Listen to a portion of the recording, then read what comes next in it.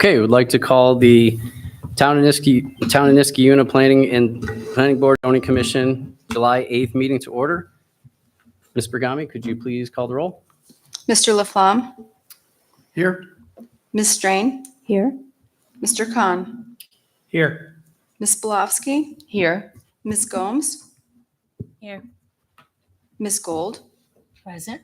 Acting Chairman Darpino? Here. Move on to the approval of the June 10th, 2024 meeting minutes. Does anybody have any, I'm sorry, let's have a motion to approve the minutes. So moved. Ms. Second. Okay, Mr. Khan approved, Ms. Gold second. Any corrections or amendments? One. Anyone? Okay, on line 15, Clark Henry, Assistant Town Planner, was actually present. So if we just strike virtual.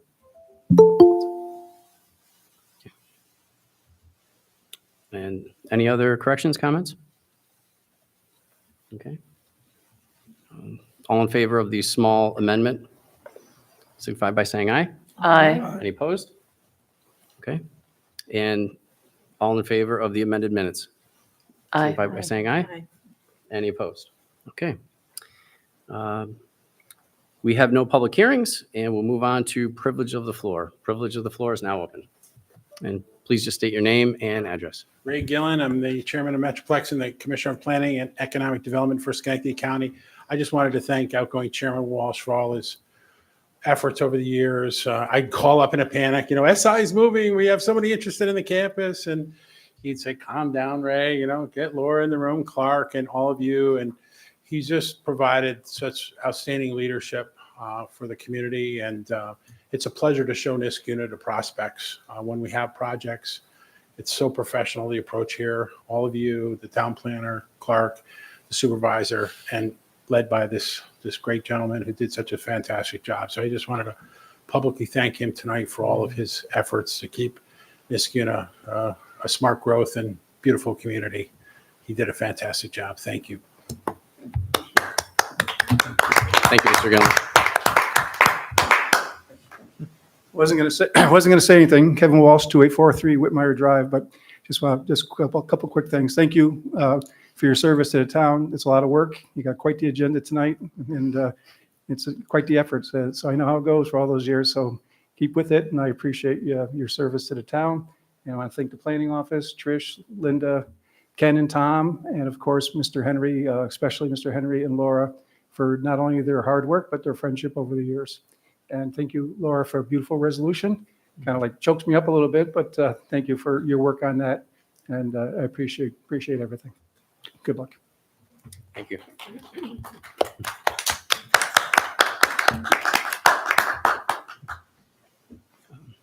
Anyone here present for privilege of the floor? Laura, do we have anyone online? Yeah, we do. Laura, do you want to go ahead?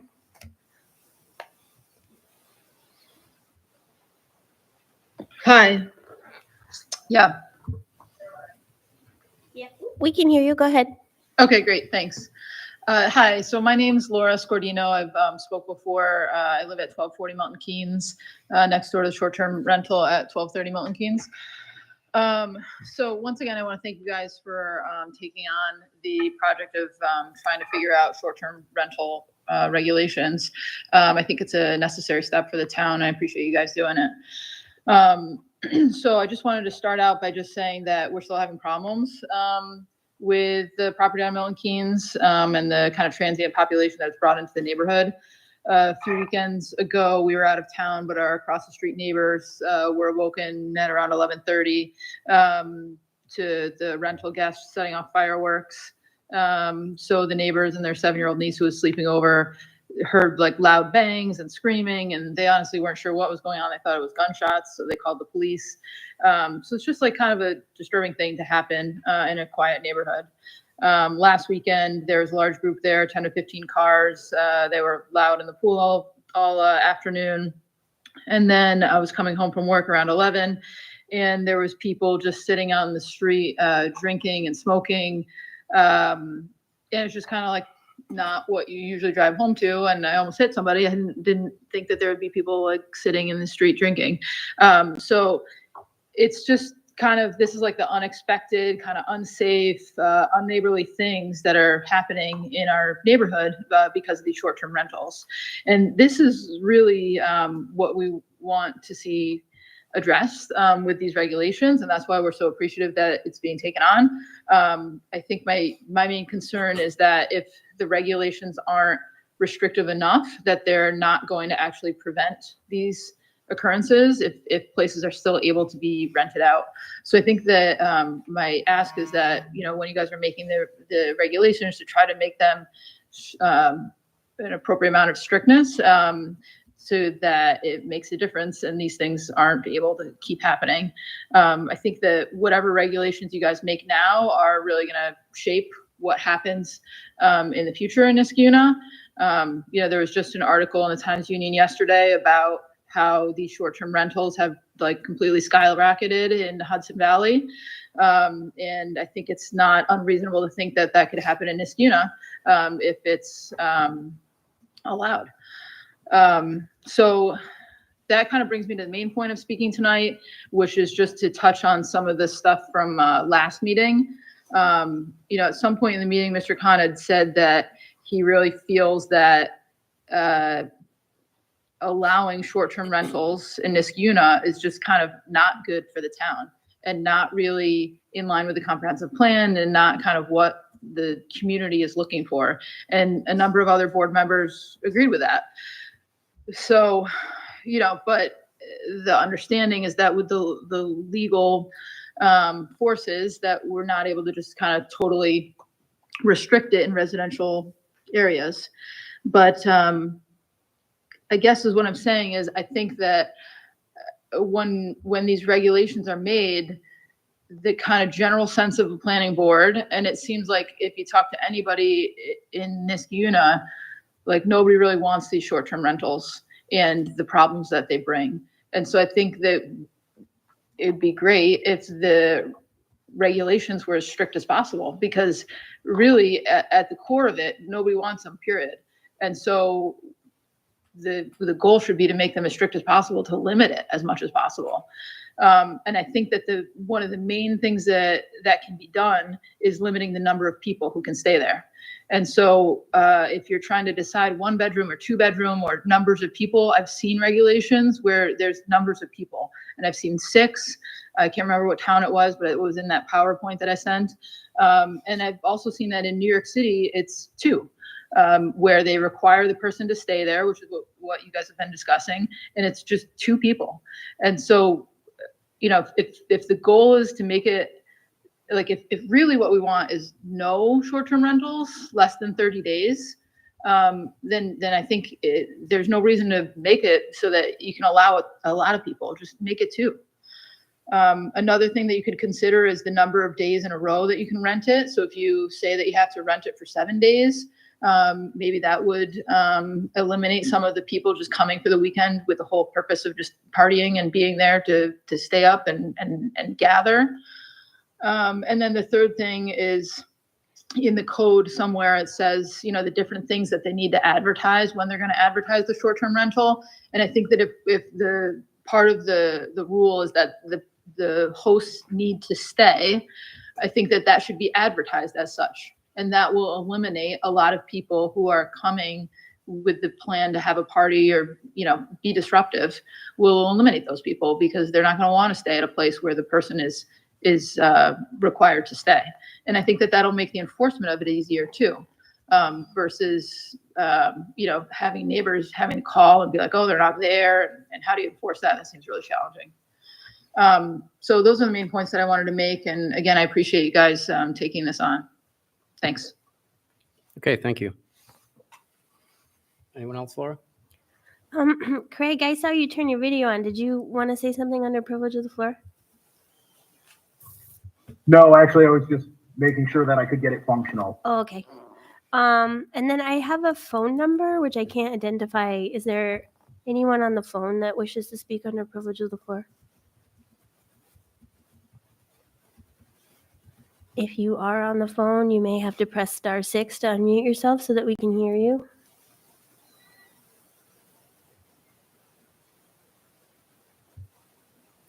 I say we're good. Okay. Last call for privilege of the floor.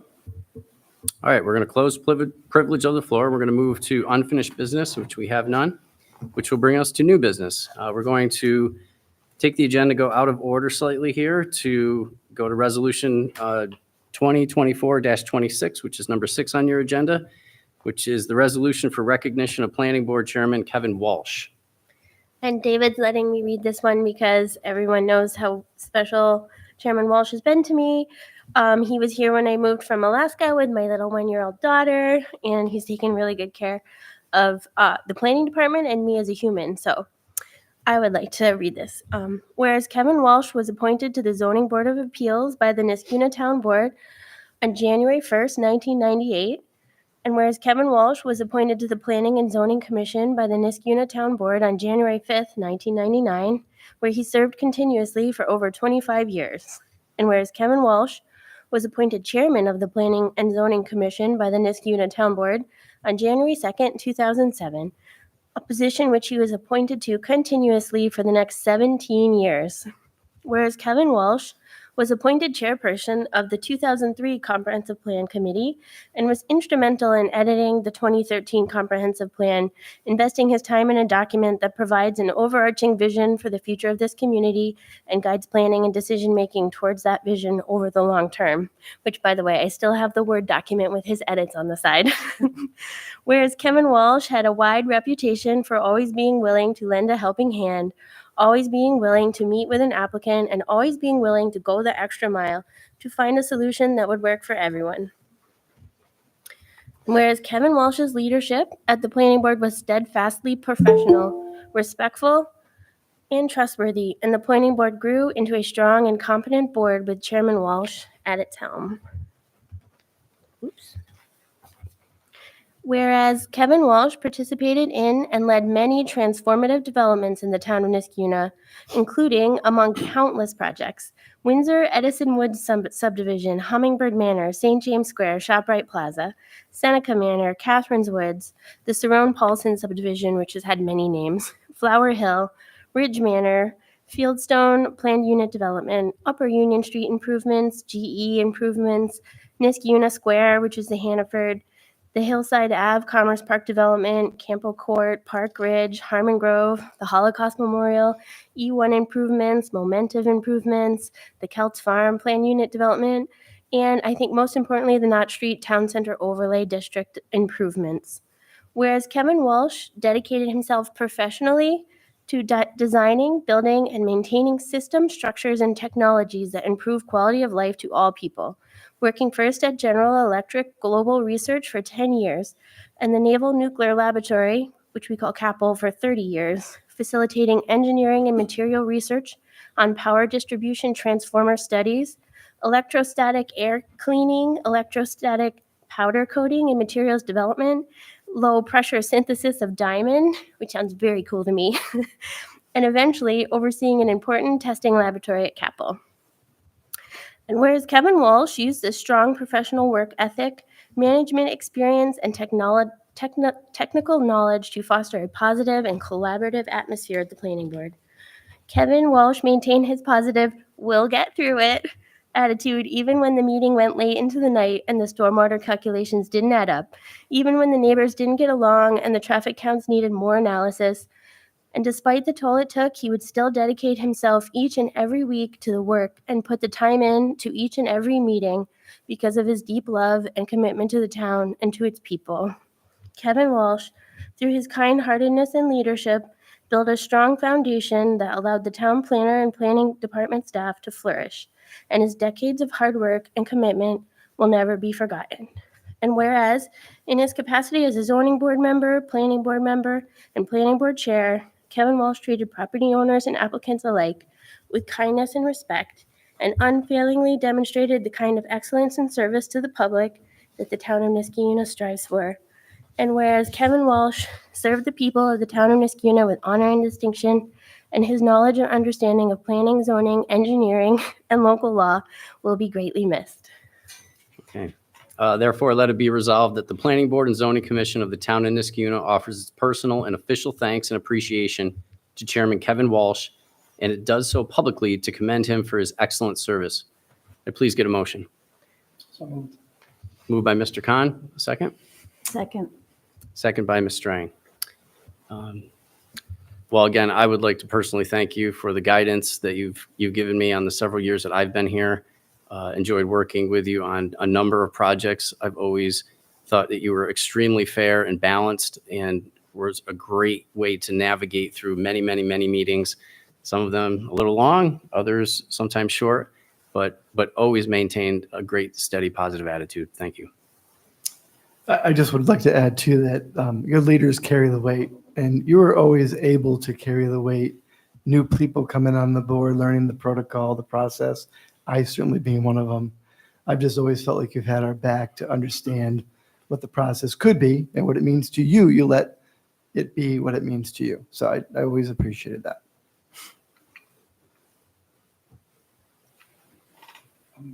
Chairman Walsh, I could add paragraphs to your role as a chairman that everyone has commended you for, and that the resolution reflects so well written. For me, actually, it hit me personally. And I'd just like to express to you the gratitude I have for having you as a friend, as a mentor, as someone that I could come outside of the planning board and outside of work and have certain discussions with. And in the sincerest way, I think, I've said before and folks have seen, I'm usually not swayed a lot by others, but I do have a finite set of people who I always ask myself, what would this person think? You're one of them. And I look forward to continuing to meeting with you and being a friend and colleague to you. And once again, thank you for everything you've done for the board, for the town, and for me personally. Thank you for welcoming me as a new member, and I hope that you enjoy your weekends fully, including your Sunday afternoons and evenings. You get to go home. Yeah, I don't want to say it without crying, but you really are a wonderful human. All right. Well, thank you for everyone's great summary. And Ms. Bergami, could you please call the roll? Mr. Laflamme? Aye. Ms. Strain? Aye. Mr. Khan? Hi. Ms. Belofsky? Aye. Ms. Gomes? Aye. Ms. Gold? Aye. Acting Chairman Darpino? Aye. Resolution passes. Thank you, Kevin.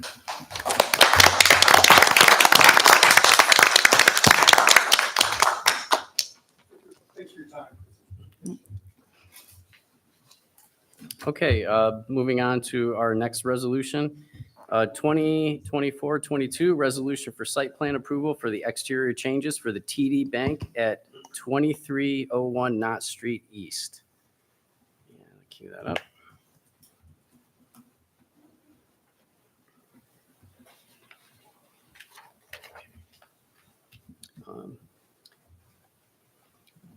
Now therefore, here be resolved that the Planning Board and Zoning Commission finds the above referenced site plan meets the requirements of the zoning code and previous site plan approvals, and therefore hereby approves the site plan with the following conditions. Number one, a building permit for the facade and landscaping improvements is required.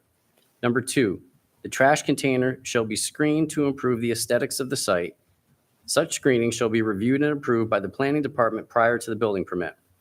3, 2 mature trees adjacent to the multi-use path on Knott Street designated with a number 6 to be removed on drawing G004 shall not be removed.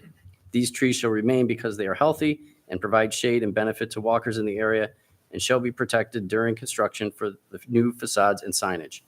Number 4, the final landscaping and planting plan shall be reviewed and approved by the tree council prior to issuance of a building permit. And number 5, the parking lot shall be restriped prior to final closeout of the building permit. We get a motion? So moved, Chairman. I'll second. Okay. Any discussion? And is there anyone here for the applicant online?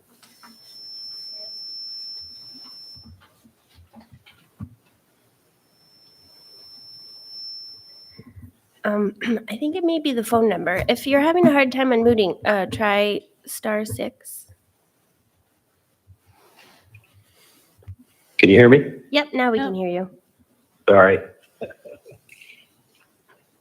is Chris Norton from RWD Construction. I was there last month presenting. Okay. Do you had a chance to review the resolution? Or hear it?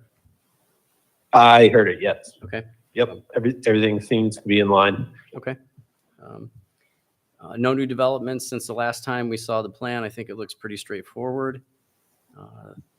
Some of the discussion items that we talked about were added in there. There's a couple other pieces of information on some of the landscaping that people talked about, which seems to be low in maintenance, was listed on drawing G004. So I think most of the items that we had talked about were all addressed. Okay. Yeah, we had submitted TD Bank sort of landscape standard, I guess. I had submitted that right after the last meeting. So it kind of gives you an idea of what they're looking for. Okay. So hoping that can help with the building permit. All right. Any other comments from the board? Or planning? The tree council thing was the important one. Mhm. Sorry. Thank you. Okay, good. If there's no Okay. other discussion, then Ms. Bergami, could you call the roll, please? Mr. Laflamme? Aye. Ms. Strain? Aye. Mr. Khan? Aye. Ms. Belowski? Aye. Ms. Gomes? Aye. Ms. Gold? Aye. Acting Chairman Darpino? Aye. Okay. Resolution is passed. Next up is Resolution 2024-23, resolution for site plan approval of a tenant change to Capital Kids Care, childcare at 3041 Troy Schenectady Road.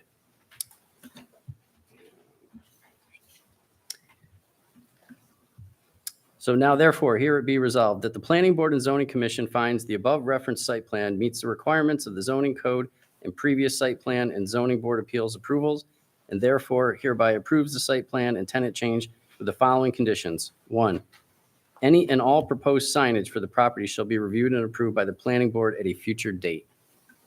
Could I get a motion, please? So moved. Moved by Mr. Khan, Second? second by Ms. Belowski. Is there anyone online for the applicant on this? Yeah. Okay, Yep, Katie's here. all right. Mute. Hello, this is Katie. Hi, welcome. We're happy, thank you, and ready to move forward. Okay. We've looked at this a couple times. I think it's pretty straightforward as a tenant change. Obviously fills a need for what's required in the community and seems to be an excellent fit for the property. So, Yeah, we're very excited. We love being in Niskey. It's a great community. okay. Any other discussion? Just a clarification. This doesn't need to go to the town board because it's a tenant change? Correct.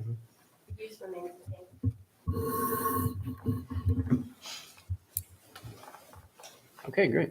Ms. Bergami, could you please call the roll? Mr. Laflamme? Aye. Ms. Strain? Aye. Mr. Khan? Aye.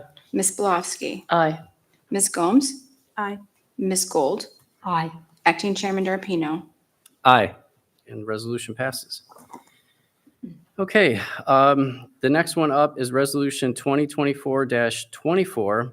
This is a resolution for site plan approval of tenant change to Community Bank at 420 Balltown Road. I believe this afternoon, they requested to have this tabled. Mhm. And the applicant will come back to the planning department with some updated information. So we'll keep you posted on any developments. Laura, if you want to add anything. Yeah, he just said he was still waiting on a couple submittals from Community Bank. And I think there wasn't a rush, so he wanted to get everything in line before coming back to the planning board. He did mention that they may not be able to do the islands the way that we agreed due to some leasing structures out there. So they're also trying to figure out other ways to add green space to the property. Yeah, there seems to be quite a bit of extra parking there. And so even if they were to make larger swaths of green space, that would be a little bit more maintainable than some of these little pocket islands on the end. Yeah. Which won't really generate much. That may be something they could take a look at. I will note I have a caution on that because if the use changes we might need the parking back. So I wouldn't go too far.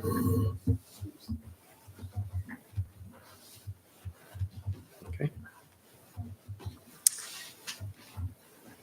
All right. So we're going to move on to the last resolution that we have, which is Resolution 2024-25, a resolution for site plan amendment for the construction of a new building at GE Vernova at 2690 Balltown Road. We'll go through here and read this. So now therefore be it resolved that the Planning Board and Zoning Commission has determined that the required parking is excessive due to the unique nature of the research and development at this site and is allowing the landowner to bank 19% of the required parking, 82 spaces, with the following conditions. 1, should the applicant decide to construct the bank parking in the future, an additional site plan will be required from the Planning Board to ensure adequate stormwater, lighting, and landscape screening is included with the construction of the banked parking spaces.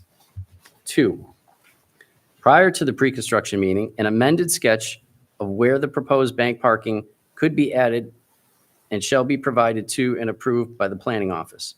And be it further resolved that this Planning Board and Zoning Commission finds that the site plan application referenced above meets the requirements of the zoning code, contingent upon a height variance from the Zoning Board of Appeals, and hereby approves this site plan with the following conditions. 1, prior to issuance of the final certificate of occupancy, the final amended landscaping and tree planting plan shall be reviewed and approved by the Niskayuna Tree Council.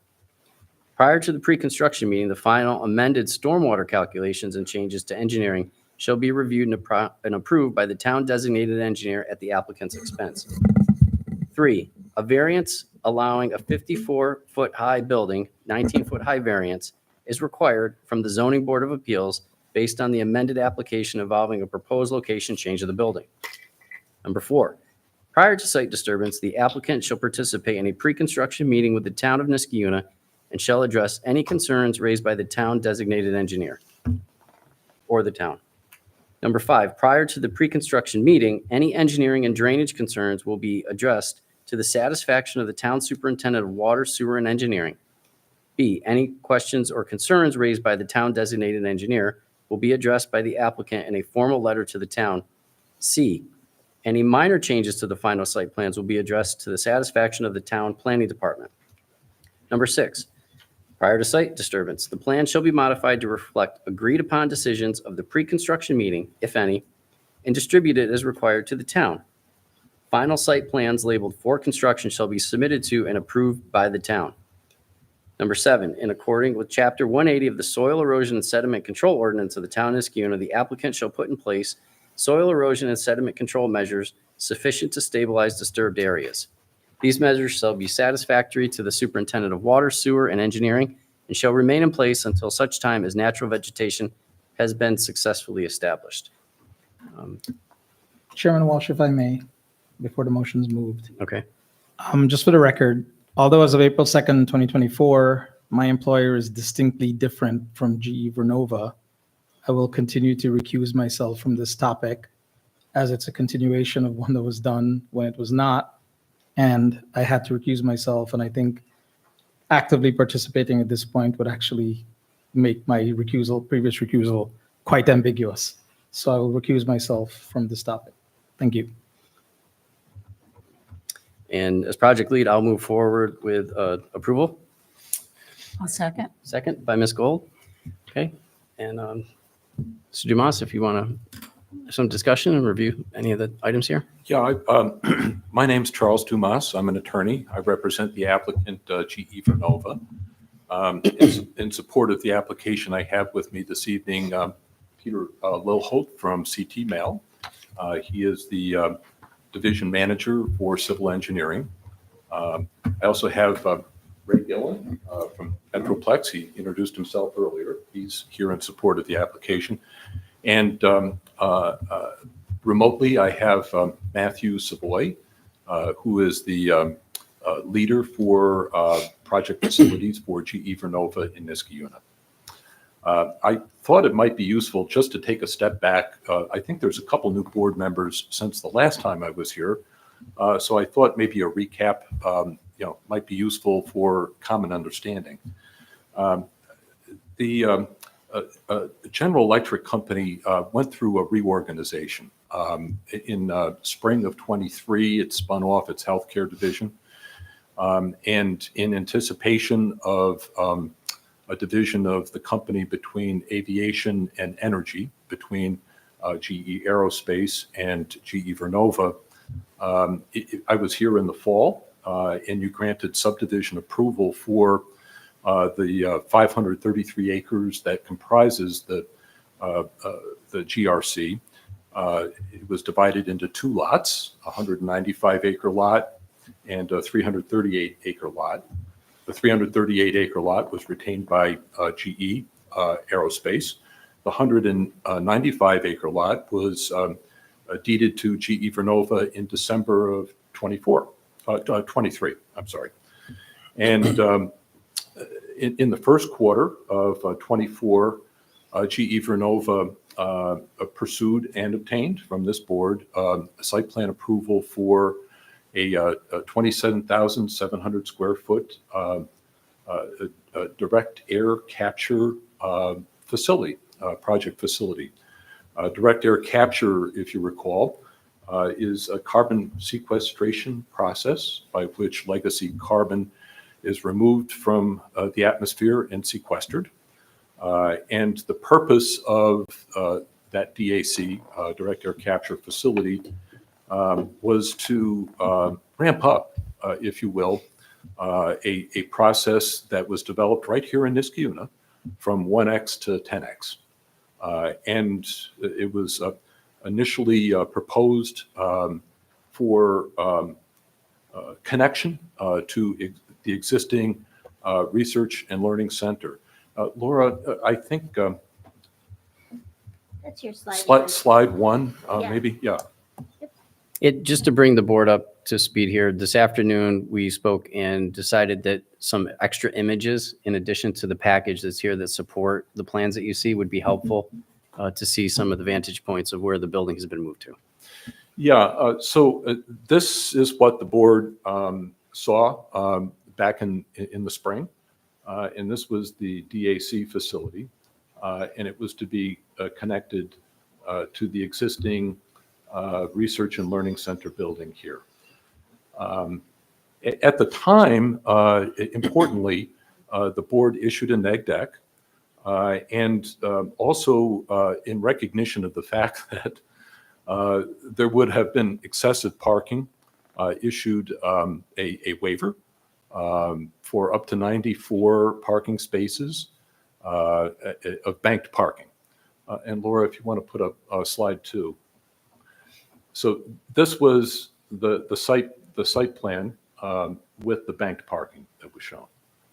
And the point here is that the Niskayuna Town Code requires one parking space for every 300 square feet. And based upon that formula, with this facility to be constructed, the entire site would have required 428 spots. And it was, I think, universally recognized by the board that that was excessive. We were able to show approximately 330 spots would be sufficient. And the reason for that is this is largely laboratory space and not intensive use space, office space, and so forth. So the 94 bank parking spots was deemed appropriate for the proposed building. The approval that was given on March 11 was contingent upon a 19-foot high height variance from the Zoning Board of Appeals. That was granted on March 20. If you want to put up slide 3. This was the architect's rendering of the building, 54 feet in height at its apex. And the whole idea here was, glass in front to create a striking image and to show the production, if you will, of the process to visitors to the site. So the proposed action that we're asking for this evening is not a new building, but a modification of the prior site plan.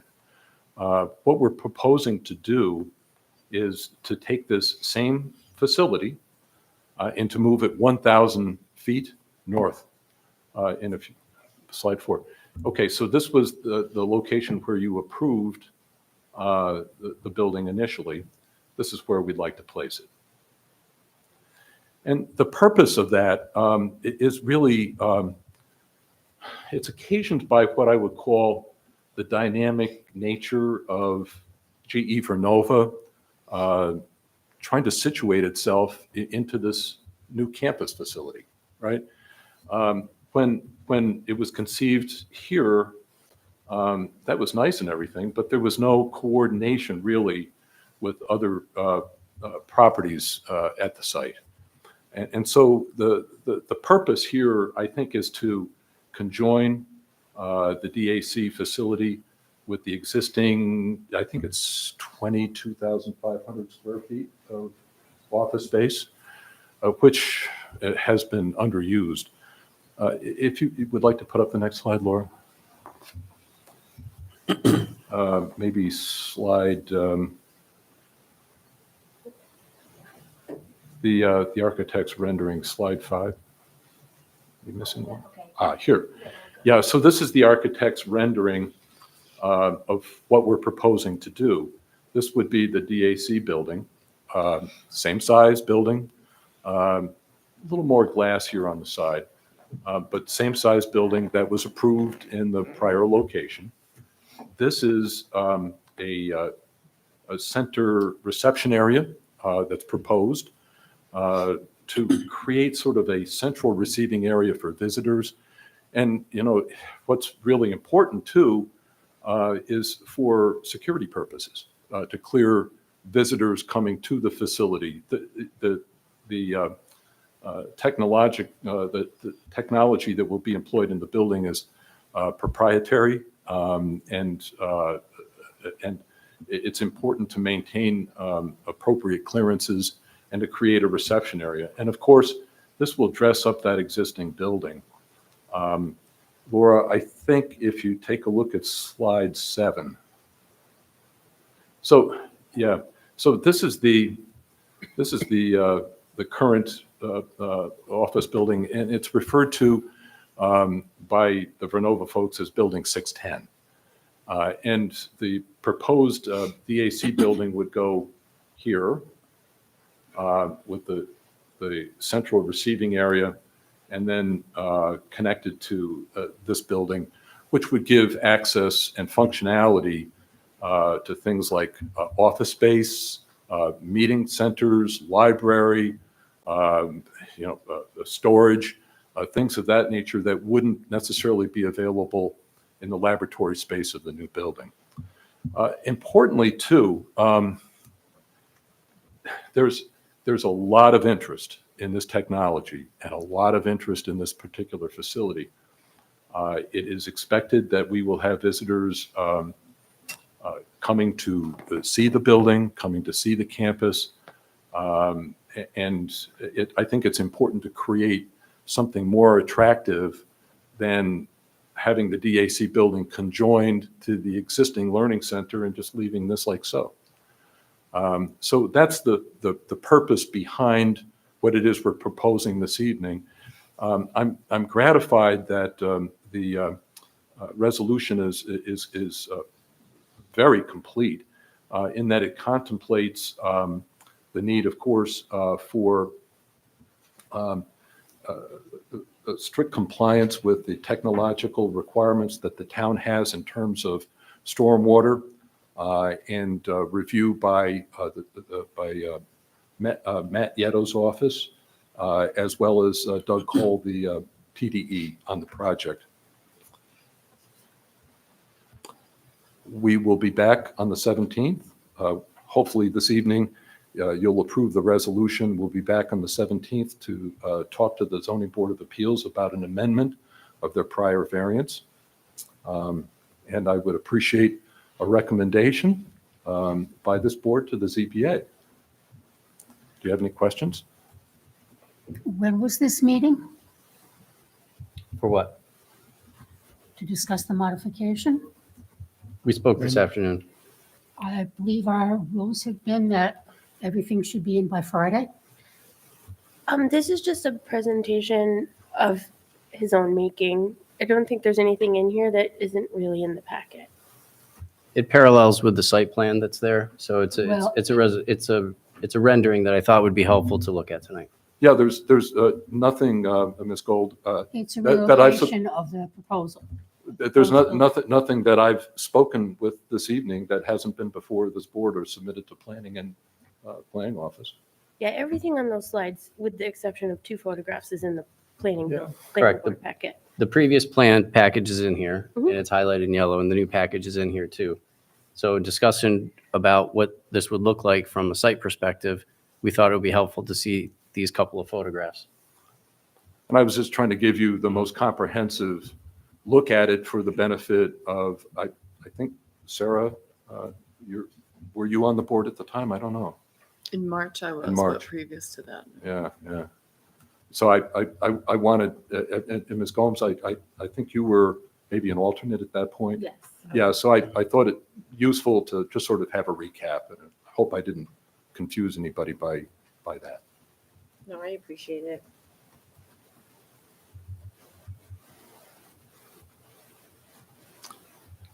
If you have questions, I'll be pleased to answer those.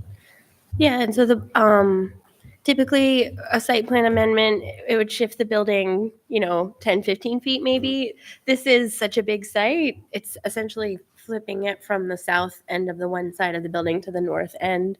And it's making use of the site a little better. I don't know if we discussed it or not. But the tree council had 2 members of the 2 members of the tree council worked at the site. And they wondered why they were putting the DAC building at the southern end of the existing laboratory building, because it's the back of the existing laboratory building too. And they just wondered why that was going there. Didn't object to it going there because it's GE's property, but this is farther away from the bike path, makes better use of the buildings. We do see between planning board approval and building permit little shifts sometimes. This is big enough that we had to bring it back to the planning board, but it's not conceptually different than anything that you guys looked at before. I think it's a better use of the site personally. The reception, the way it links the campus together, the building will be a big feature point there. You can now transverse directly to it. I mean, some of the points that you picked up on. And again, the parking doesn't need to have extensive modifications there. I see that the circle's shifting a little bit. Right. But seems to fit in better with the space. Oh, I see. This is actually, so you've got the proposed bank parking sketch here. Right. That's useful. But that wasn't in the packet. So. Correct. That's the one in the packet. Right. It's illustrative of the point that was made in the prior approval, where we were able to bank 94 spots in the prior approval, and it's illustrative of the fact that we can do it again. Mhm. And it speaks to that part of the resolution. I think those final photos just better illustrate. It helped me right now just understand that the conceptual benefits. So it makes sense to me. I think it's a very smart use of the property. I think it gives life into probably what would have still been an unused building. The proximity of this, and instead of being a standalone laboratory, I think by default of connecting it, it'll bring life and you'll find good use for it. So I think it was a smart use and a good decision. That old office building, building 610, was kind of beleaguered. It was not well occupied, not well used, and its architectural style was late 70s, early 80s. So I think it's really an update, to that facility, as well as adding something new and injecting something new. And another advantage to it is that it reduces the waiver needed for the parking. Mm-hmm. So it's actually providing more parking than we had previously seen. Plus, these types of buildings can also be a catalyst for future renovations to existing buildings if it generates enough income and money. Yeah, the whole idea here is this is GE Vernova's campus, right? And this is the first and most important use of that campus. And, you know, it's, I think to everyone's advantage to see this happen with the hope and expectation that, you know, great things will follow. Any other discussion items? Okay. Ms. Bergami, could you please call the roll for a resolution to have this go to the Zoning Board of Approvals? Mr. Laflamme? Aye. Ms. Strain? Aye. Mr. Khan? Oh, you recused yourself. Ms. Bilofsky? Aye. Ms. Gomes? Aye. Ms. Gold? Abstain. Okay, and Acting Chairman D'Arpino. Aye. Resolution passes with one abstention. Thanks so much. Okay. Appreciate your time. Okay. Talk to you after you come back from zoning.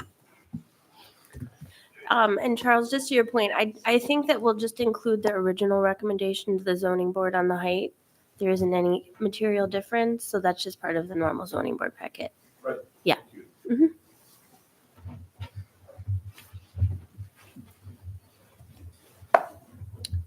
Okay, moving on to next item.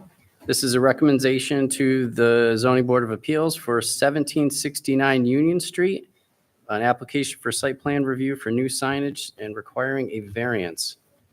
I'll turn it over to Mr. Khan and Ms. Strang as project leads.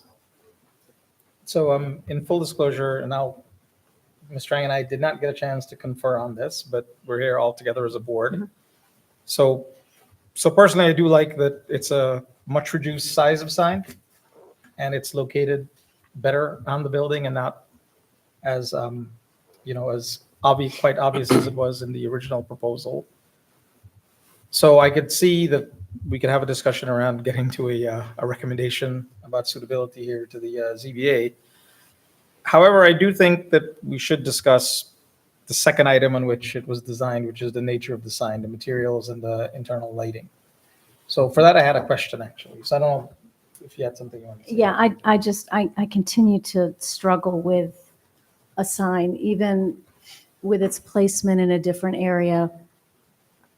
You know, it's my understanding that those other two signs are lit until 11 o'clock at night. That's not something I would have voted for. And to know that again would be lit, I don't think it's appropriate. So I do have issue with it. So those are my thoughts. And the applicant is online if you'd Yeah. like to ask them questions. So I can quickly get to where you are, Nancy, so that's a good thing. But I guess one question I have is, if it were not internally lit, right, does that make a difference? Yeah, Or it would make a difference to me because it's still on the cusp of a residential neighborhood around there. And I don't think it should be blaring in that sense as being lit. So that would make a difference to me. Yeah. And I will note that without the internal lighting, it's less apt to be a distraction at night when you really want people paying attention, because sometimes it's really hard to see pedestrians. I will just state in general that I don't like this kind of signage on buildings. We've allowed monument signs to identify what's in a building. And the idea behind that, I believe, was to encourage people to keep their eyes on the road and on the traffic, including pedestrians on sidewalks and whatnot.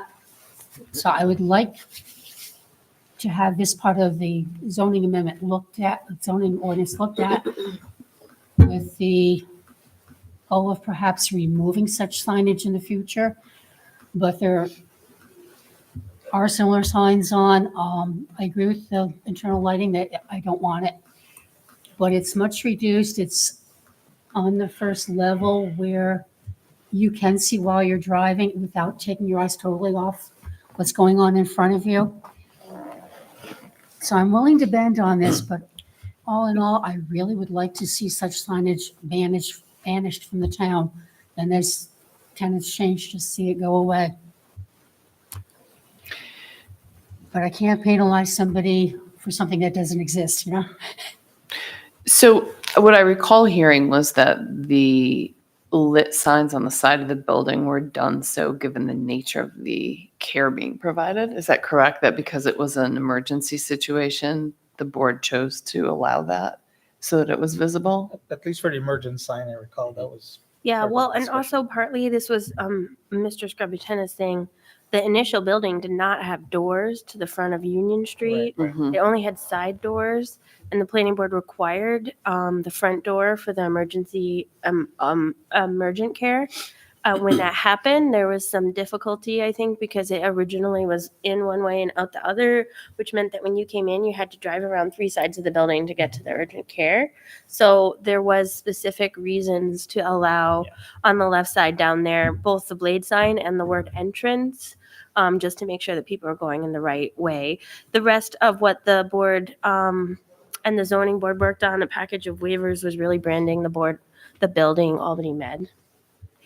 And that's my second question. Is there room in this building for additional space to be leased to another party? Do we know?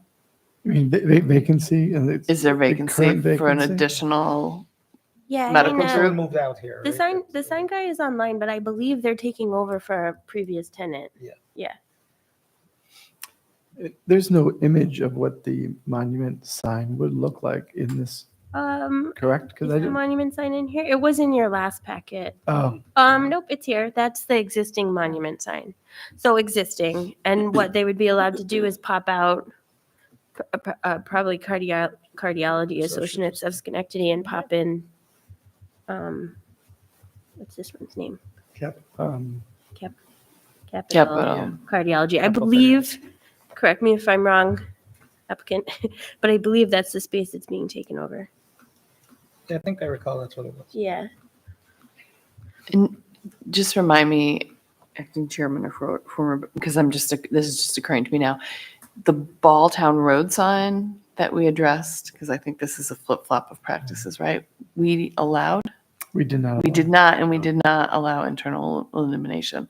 We limited it to a monument sign. Is that correct? Slightly Yeah, different and because actually, the zoning board took action on a recommendation and denied that request. The monument sign or the sign itself? No, the monument sign's allowed, but Yeah. the facade sign on Balltown was denied. Mhm. This one was at the same meeting, but the applicant came to the zoning board meeting with a completely different proposal. Yeah. And, Rob kind of identified that the planning board recommendation was no longer valid because it was so different.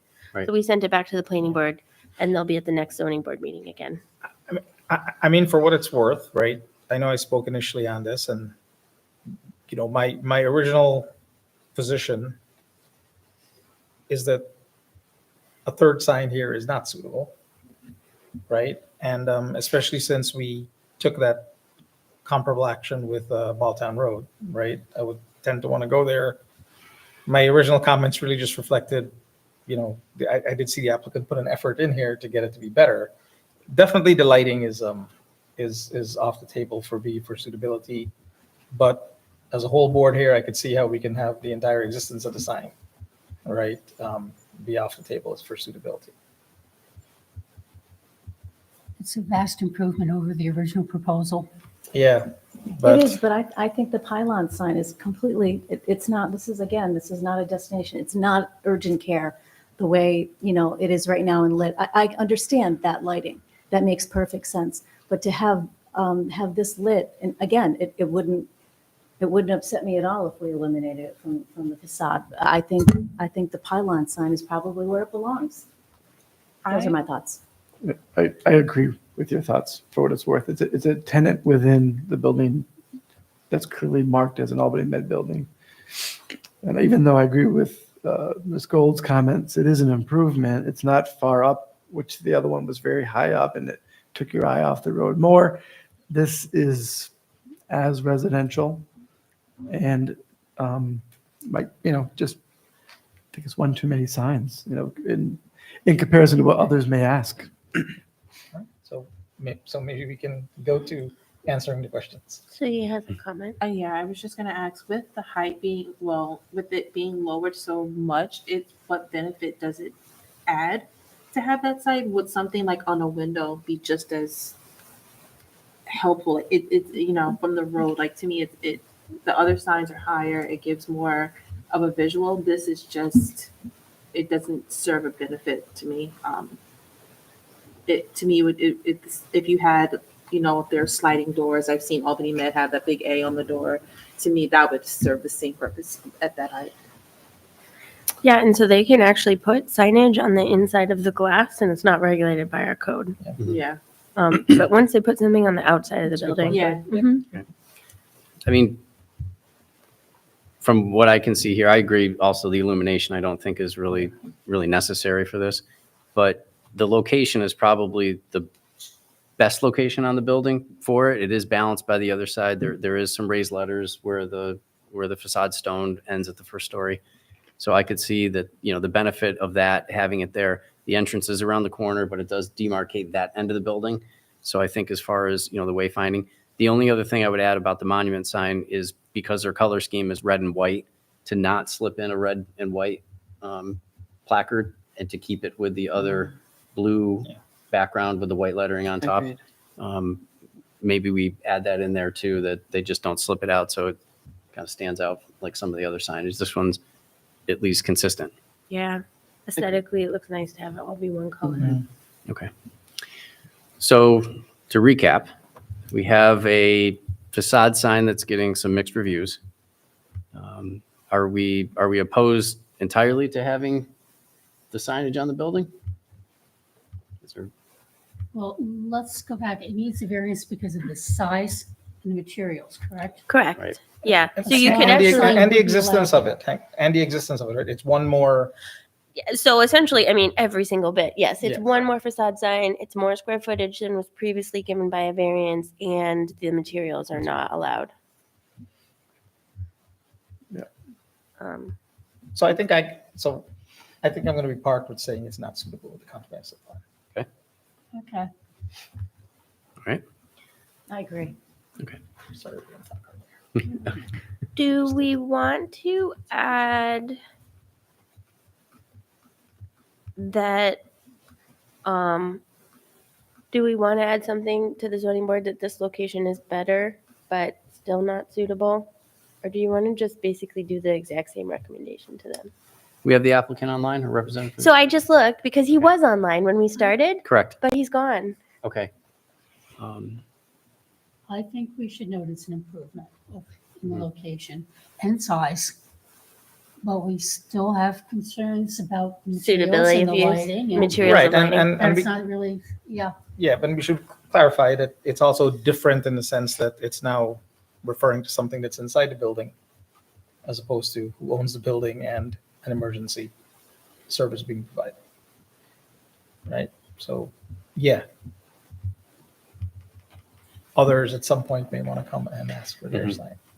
The precedent is my big concern too. Yeah. Okay. Are they taking over this whole side of the building, meaning several floors, or? Sorry, I'm really clicking a lot. So I don't recall seeing a floor Floor plan plan. of, I mean, there is one there, but It's just an office. It's yeah, So where it's on the facade right now over the brick sort of facade, that's not the location necessarily of the offices, is that correct?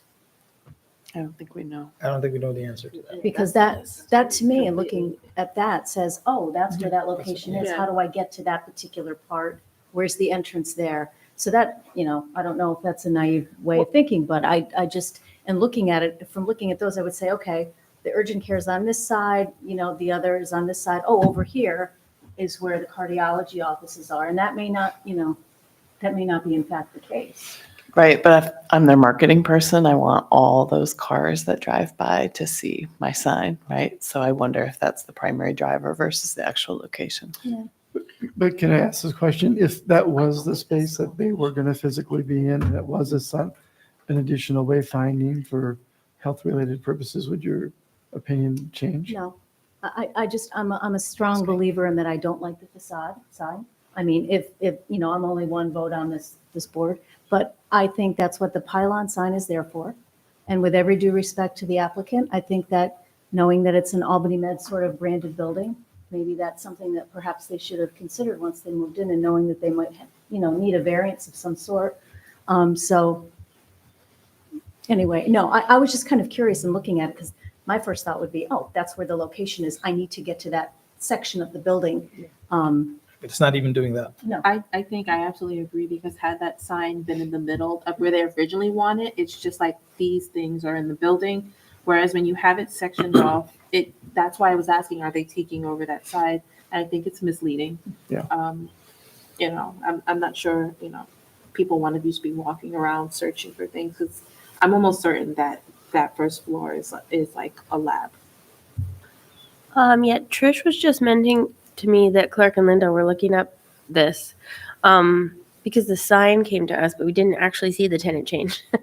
So for tenant change, we would look at what actual space they were flipping over. Okay. So the sign you guys can still do your recommendation tonight. And I just realized we didn't have the questions in, so I can read them if you want, David, the questions. Oh, I have it. Yeah. Oh, you it's have there. them, I have it okay. queued up here. So And then, Okay, but Laura, but you then raised an important if it question. comes back, they'll to us one way or another with the sign. We'll still have them come to the next meeting for a tenant change. We should have that information. So procedurally, I'm sorry, I was drawing a blank on it, right? Well, so was I actually. So procedurally, right, shouldn't we be talking about discussing the tenant change first, then the sign? I mean, I know we may have done things differently at times in the past, but so let me ask why in this case? To Balltown Road, I believe they actually did the tenant change and the sign at the same time. Yeah. So that may have been a consideration, but we don't have any of the tenant change information in this. Right. Yeah. So also, given the history of this, because they went to zoning with a completely different plan than we recommended, that got kicked back. To us. Sometimes at this juncture, especially when the applicant's not here to discuss it, instead of voting on it, we can also take these collective thoughts from the planning department, go back to the applicant. They can relay what some of these discussion points are about the location, the suitability of the materials, the backlit. And since we've already seen a couple variations of this, maybe give them another chance at taking another look at it and then coming back. It's going to go to the zoning board regardless of Anyway, what right, comes yeah. back. I mean, I agree with you, Acting Chairman DiArpino, in that, in fairness to the applicant, they're not here to have this discussion. It's true, but the zoning board specifically tabled it to this next upcoming meeting to give the planning board a chance to look at the new design. And the zoning board agenda, I believe. I'm also okay said- going forward answering the questions. Yeah. So, I mean, unless Rob feels differently than me, I think you still need to answer the questions for tonight and we will address, that more information needs to come in for the tenant change. But I think because of the specific motion to adjourn with the people that were sitting in the audience for the zoning board are expecting it to be at the next zoning board meeting. Yeah, I think you should answer the questions. Okay. My sense is that the answers to the open issues that you don't know will not affect your recommendation. So let's just move forward and get it done. Okay. All right. So with that, we will go here to the three questions that we asked for the recommendations. The effect on the comprehensive plan. So we'll propose there's no effect on the comprehensive plan. Okay. All in favor of that statement? By saying aye? Aye. Any opposed? Okay. 7 approvals. Suitability of use. We'll propose that it's not suitable. Not Okay. suitable. All right. All those in favor of the proposed sign not suitable for the use, saying aye? Aye. Any opposed? Sorry on that. Do we want to use the same paragraphs that we made to the zoning board recommendation, just with the With the clarifications clarification that that we both, talked about tonight? yeah. Clark and I will write a draft and we'll share it with Nancy, Jengus, and David. Okay. Okay. Okay, I was going to summarize the recommendations. Okay, Yeah, that's okay. All right. No, we do it, yeah. Okay. And a recommendation to the ZBA.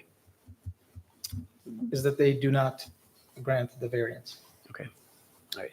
And so it's not going to be reviewed and for the variance. So all those in favor, saying aye?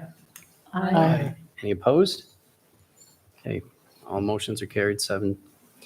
So the summary will be that the 3 standing variances will be reviewed by the zoning board. Suitability of use, where it is on the building. We can relate to the wayfinding portion of it. also the backlighting and the materials proposed.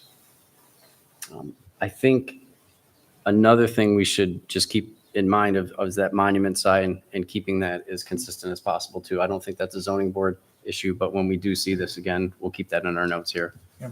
Just to bring closure to it. Yeah, but make that a condition in any tenant change approval. Mhm. Can I ask a question to clarify that? Sure. I know you were talking about the monument sign and the color theme of the monument sign. Were you indicating that maybe they make exception for this tenant and use red because that's the color people are expecting to see?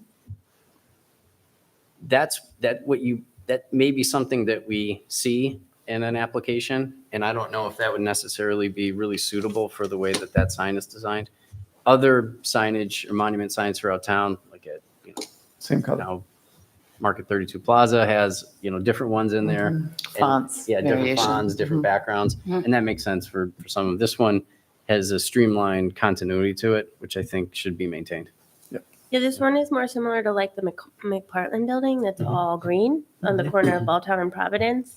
So when somebody moves in and moves out, they just put in a new slot that's green with the white letters.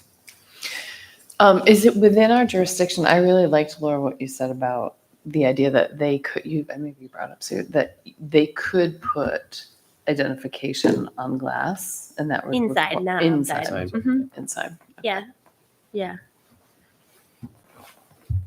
Okay. Yeah, if they wanted to, they can fill that whole window with a camera Right. but on the inside, which sometimes they don't necessarily like because the glass can be tinted or reflective, but when you get close enough to the building, you can see it.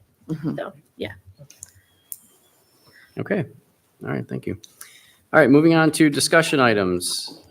First one up is 3410 State Street, application for site plan review of a building addition. This one is Upstate Guns and Ammo, and it's an application for a site plan review. Mr. Serafini's here with us. We'll quickly recap what we have. Building has a dual use of firearm sales and also automobile sales located on State Street. A couple years ago, Mr. Serafini was here and had proposed addition. There's also a metal container that's on there that holds a lot of different secure items that need to be maintained on the parcel where the building and the business is located. Since then, COVID came about. Mr. Serafini has been working through some other things on a higher level here and has come back with the application to move forward with the addition, very similar to what we saw originally. And then the second item is the continuation of the metal container that still remains on site, which is a completely separate issue from what we have here, but is tied to the site plan. So, Mr. Serafini, I'll turn it over to you to add anything.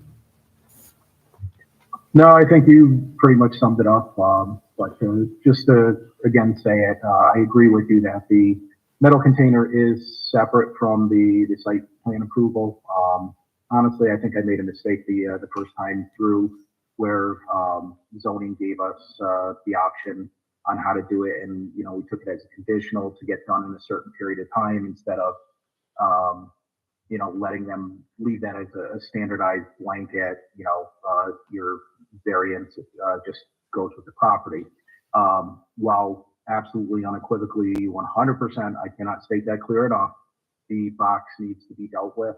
I do think we need to treat the approval for the addition and the box as two separate items, even though they are kind of serving a consecutive purpose currently.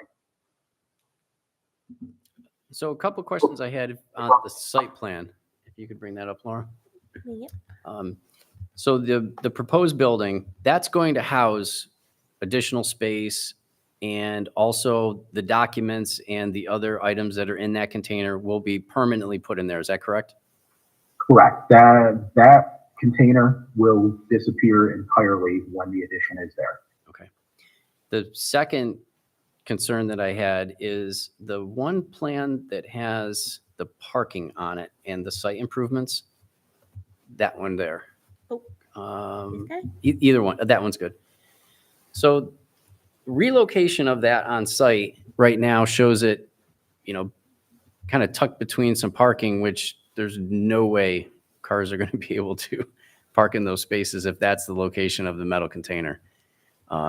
This is going to be a sensitive topic because it's going to have to stay someplace on the property while you have construction. And if, Laura, could you go to the next plan that shows sort of the construction activity that has the circle correct right there? So there's going to be some stockpiling of materials where the circle is. In order to put the addition in, they're going to have to excavate for the foundation. So the container, in order to stay on site, may have to find a better location. We're going to be sensitive to it being near either street because you've got, residential on the Albany Street side, you've got other cars and everything going on the State Street side. And, it's probably something you don't want to move around a number of times. Could you just kind of walk us through what the thought process was here and how you think it may affect the parking on there? I believe, and again, I apologize because we're going back 2 years on the original thought process on this, but I believe the concept was that we placed it there so that it gave the maximum maneuverability around it. I am not tied to it being in that specific location. I mean, we could locate it, next to the grass, where 6, 7, 8, 9 is located, so that way we could actually park on the side of it and use it as, if you will, the barrier towards the Albany Street side. I have no qualms with doing anything like that to, make it so that we maintain the necessary parking spots while construction and everything is going on. And then obviously once that's done, it won't be an issue anymore because that box will be gone.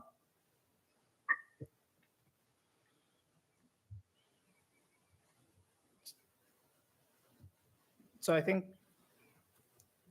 this plan is exactly the same that we had approved.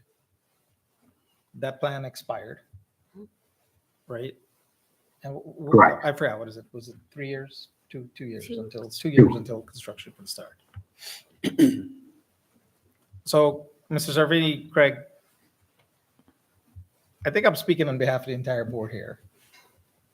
We need you to build a plan that we have in front of us, so that even if we approve it today, we don't want to be here 2 years from now for the next 2 years having the container there and the permanent structure not being built. So, I mean, do you have line of sight for if this plan were to be approved again, that you would actually take steps to begin construction, remove that container and just get it done? I have already spoken with my attorney. As I discussed previously, the hangups were due to changes in the regulatory and requirements for my industry. We are expecting some decisions to be rendered over the next few months, and those decisions will actually set my timetable. But the reality is, one way or the other, that box needs to go, and I am stating that myself. So I am prepared to move forward in a way that eliminates that box regardless, once we get this approved. Yeah, so Craig, And, so that's piece one. And then, of course, piece two, as far as starting the addition, all that comes down to is making sure that we are in compliance with the new state requirements. And that's where we're hoping to have specific construction requirements over the next few months from the courts, if you will. Okay, so I have more questions about the timeline now than I did before you started talking.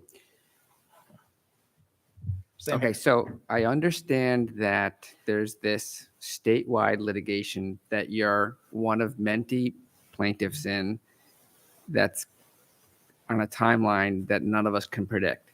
So what you're seemingly stating now is that your timeline to move forward with construction is based on the outcome of that litigation. And so in that regard, you'll potentially have the same issue that we had before, that if you have a site plan, it may sunset. But then separately, there's an enforcement action pending regarding the storage. And so what's your game plan to take care of the storage that's on there? I'm actually working to come up with an alternative resolution for storage in the meantime. I have reached out to the town attorney multiple times. She has chosen not to respond to me regardless of how many times I've reached out to her. So I now have my attorney working on how we're going to handle that. But I'm kind of stuck, without getting a response from the town attorney. There is no enforcement action that's been taken against me, at least nothing that's been done other than a notice. And I believe from my conversations with Clark that much of this is dependent on my moving forward with this plan. Okay, so here's the frustration that I have. We have what is basically a volunteer board here who's spending time reviewing your plans for the second time. We have the town attorney working on an enforcement action that relates to your initial proposal. So we're allocating a lot of town resources on a plan that you're not very committed to it sounds like, as far as going forward with. So I guess the question is why we should entertain this now if you're saying that you may not be going forward with it. I never made that statement, just to be clear. That is not something that came out of my mouth. I am stating that the way in which I construct the addition, the materials that I use are what are going to be determined by some of the outcomes for us in court.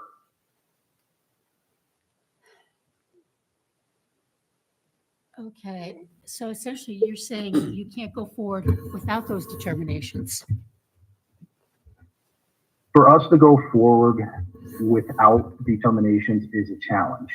We have discussed, I talked to Mr. Tarpino in regards to that, actually incorporating the box as part of the construction materials that we use so that we continue to maintain our compliance as we understand it with the state. That is one way to go forward that we know will work. We are looking for more conventional ways to do so as well. But again, I am unfortunately only able to go forward with the information I have today, and that's what I'm presenting to the board.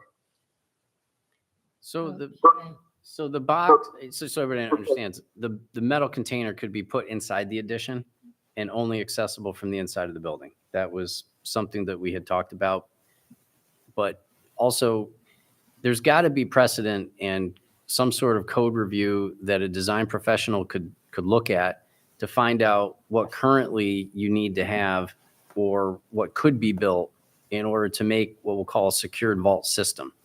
Whether that's got to be fireproof or have a ballistics rating, put into it, or, tamper resistant. A metal container is great for all of that. But again, there's got to be some precedent that there's other firearms dealers all throughout New York State that have documents like you do on site that are somehow meeting, their building is meeting whatever the code is. Actually, based on the information that my attorney has collected and is providing the courts, no dealer in New York State has been able to meet the new criteria. And one of the facets of our lawsuit is looking for clear definitions of what that vault is. The state has actually gone and subpoenaed 2 dealers in North Country for documentation in regards to that. And we expect in the next couple of months, because they put that subpoena forward, we expect the court to actually decide what that definition is. Can I ask a question? Just a point of clarification, Chairman. If the outcome of what is acceptable for the materials is dependent on the results of this litigation, can we table it until because it just seems that it's going to continue to be a cycle because he doesn't have the outlined, requirements to be in compliance. So he could build something and it could be not in compliant and then we'd be back at the same place. Yeah, he seems to be truly stuck between Scylla and Charybdis, Well, otherwise known as a rock and a hard place. we Yes. can't table it because of the pending notice and order. So his options are I don't want to speak out of turn. I haven't spoken to Ms. Finnan about it on the status of the code enforcement, but there's a temporary structure that's been there now for 4 years. So rightfully so, the town is now enforcing an order to have that removed from the site. As a courtesy to the applicant, that litigation has been moving slowly with the thought process that the applicant would do something permanent to solve the issue. So if the applicant's decision is that the only smart thing to do to save costs on the construction is to slow walk it, then Elena is going to have to go forward with the enforcement action, and if he can't store it on site, this is unusual in the sense that he's got to have that safe storage for his business model, but he's not going to have it there. So he's going to have a difficult decision to make about his business, but frankly, that's not your issue. For what it was worth, that's why my original question was what it was, and the statement to you, Mr. Serafini, Craig, right? I actually see this issue a lot simpler. As long as you're going to tie any action you're going to take relative to satisfying the code enforcement process, or if we were to approve the site plan, moving on the site plan, if you're going to tie it to an indefinite litigation against New York State, then actually this is out of the planning board's jurisdiction, right? We cannot, should not approve a site plan that we have no line of sight to that will get built within the time frame that a site plan lives for, right? It would be just, illogical for us to do that. And you made that clear, right? The key thing here is the unknown time frame of a state litigation that's currently underway. So I actually don't think this is a planning board issue.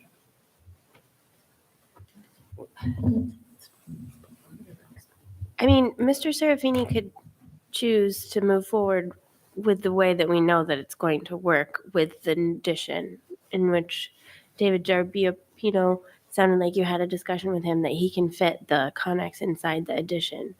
And we know that's going to work.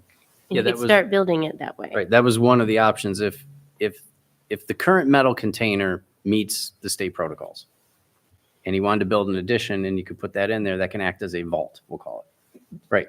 But again, if that metal container has to float around the site, it becomes this secondary problematic of enforcement of, you're moving forward, but you're building something that you don't know the constructability of.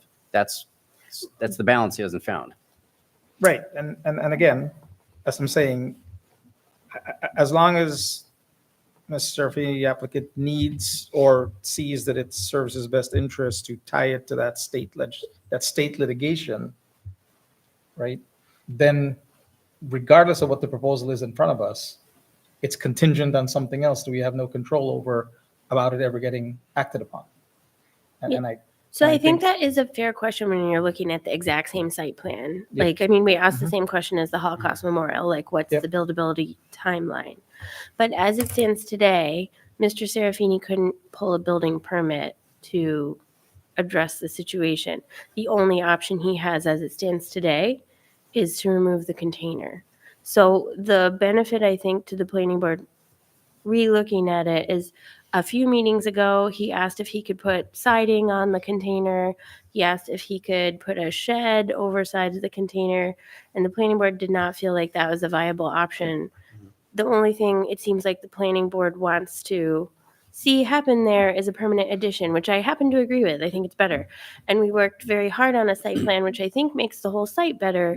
One of the big things I think that's helpful is that it removes the curb cut to Albany Street and adds green space and more, it's just more containment on the site. So I think there's a lot of advantages to the what was and so approved. again, going back to the first question I asked, right? So the planning board wants to see the plan that we had approved once before that's sitting in front of us again today. We want to see it built. We want to see it built, or at least groundbreaking start prior to the expiration of the site plan. Mr. Serafini, you want to see it built, right? So I think the requirement of waiting for state litigation to go left or right, I'm not sure what role that needs to play on, if the planning board took this on to say we're going to approve or discuss the site plan tonight, right? Yeah, maybe it affects something with construction, maybe it affects something in terms of the building, some form of proofing of different kinds of, penetration, fire, whatever else it is. But at the end of the day, I'd put that under construction detail. So let me break it down in the best way that I can. You've been in the store, so you've been able to take a look at the store. You're familiar with my layout, the whole works. As you can well see, I need an addition. My intent was to build an addition. Unfortunately, yes, we did get a curveball that I didn't anticipate. And unfortunately, in business, if you don't anticipate, you run into problems, which is where we are now. I would like to bring this to a resolution that the town can live with. I understand exactly what you're stating, that you don't want to go through the approval process or not if it doesn't go forward.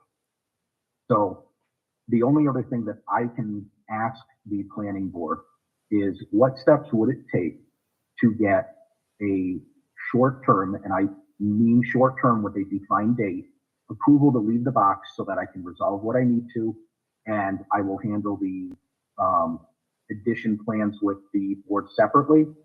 Or what would it take to get an approval like I believe Target has, to leave that box there permanently, so that is not an issue while we are waiting to figure out how to build the addition.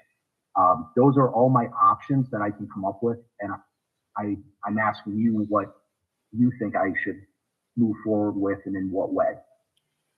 Let me ask a question. Is the heart of this that you don't know what to build right now? Correct. I do not know what to build or how to build it, because if we spend whatever we spend, $250,000, and it doesn't meet the state codes as they define things, which right now it is undefined, I am going to be in financial peril because we have created this, but then we can't do it. So that is the challenge that I am facing, and why, unfortunately, as they've stated, I have slow walked everything because I don't know what to do. I am between a rock and a hard place, and that is not of Ms. Muna's creation, that is of mine. But unfortunately, all I can say is I do not know how to pursue this, so I am asking the board to guide me. Is an extension on the container an option? Since it's reached this position, I think it's out of our hands, correct? Yeah. It's with enforcement now, correct? Yeah, I mean, one recommendation, I shouldn't call it a recommendation, but one plan of action here is we go back to the mercy of the enforcement division of the town and have the slow walking happen there. I don't see this board granting any kind of extension or definitely permanence to the storage container. That's one person's view. Others can speak. I would be willing to go for an extension, not for an indefinite period, but for 6 months. Right, but again, I think, so But somebody I has to don't answer know the if we legal have that question. authority at this point. I don't think that you have that Yeah, authority at I this don't think point. you have that And so, Leslie, I don't want to speak out of turn. But my sense is we're past that point. But then separately, luckily, when I was town attorney, I didn't have to do a lot of the code enforcement stuff, but it's hard. And there's good reasons why people don't comply, but that is a different issue of how it looks, and whether or not that other people then want to do the same thing. Or so code enforcement is important. We fight about how things look in lots of other areas, and having a metal storage box for 4 years is an eyesore. So I can get back to you on whether or not you can grant the extension. I don't think you can. I think it's already a code enforcement issue.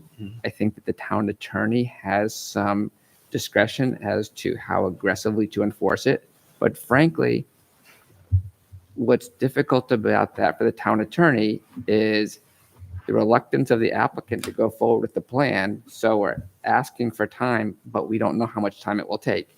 what I can tell you from the litigation that I'm peripherally involved in, it takes like 4 times longer than I think. So when I think something should take 6 months or a year, it stretches on for 4 years. So the idea that the issue related to some statewide litigation is going to wrap itself up in a time frame that works for the town of Niskayuna is probably unlikely.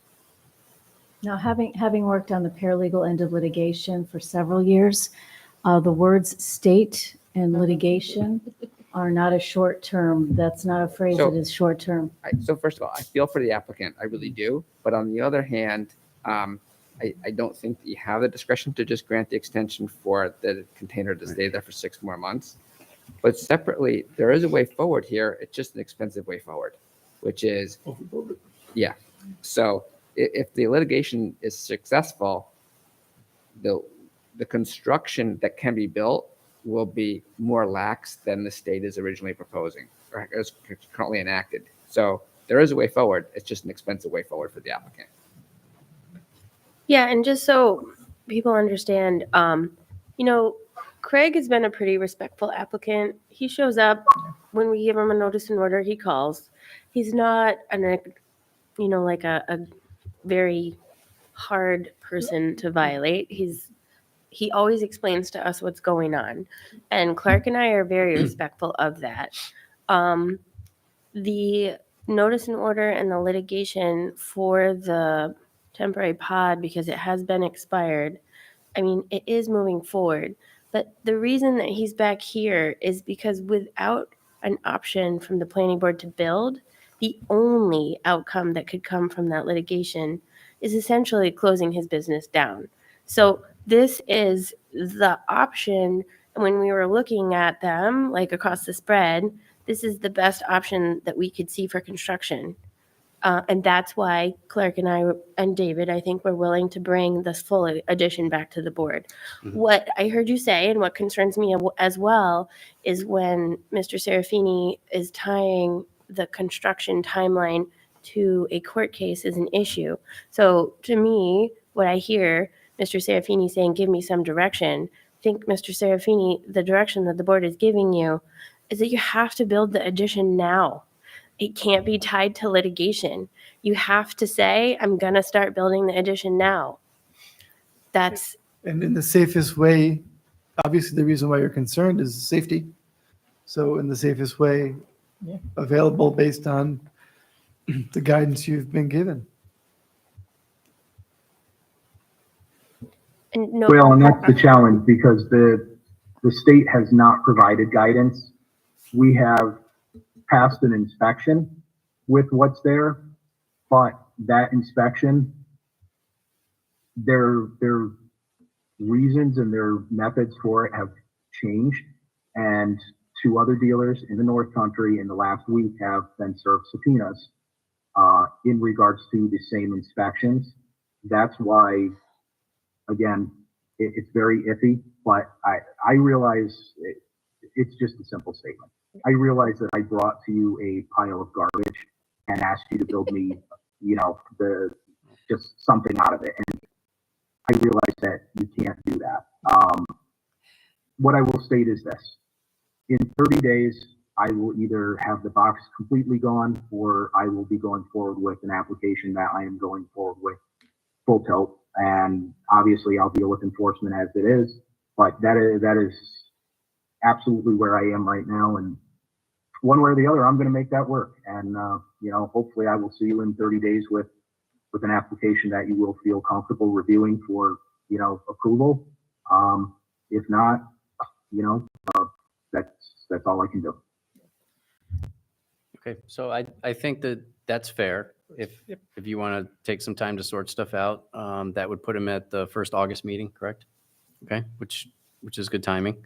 So you're still a discussion item. If you need to make the planning department aware of any other items that come up in that time frame, please reach out to Laura and Clark and hopefully get to some sort of resolution. And look, out of respective, again, to echo the statements of respect that Laura made, we have this, I know I have the same, right? You're a very beneficial business for the 2 businesses you offer in the community, right? That's why we've always worked together in the past. So I think a couple of things. Obviously, if you come in 30 days and it's still tied to litigation, I think our answer is going to be the same. Like I said, my 30-day mark is it will be one way or the other. I'm either going forward full tilt or, I will be withdrawing the application. And in order to, I want- think, help you in that with the costs, et cetera, I think, Laura, there's got to be some minimum definition of what it means to actually starting to act on a site plan, right? Yeah, there is. Yeah. And so maybe we make that clear to, to Mrs. Serafini is exactly what those actions are.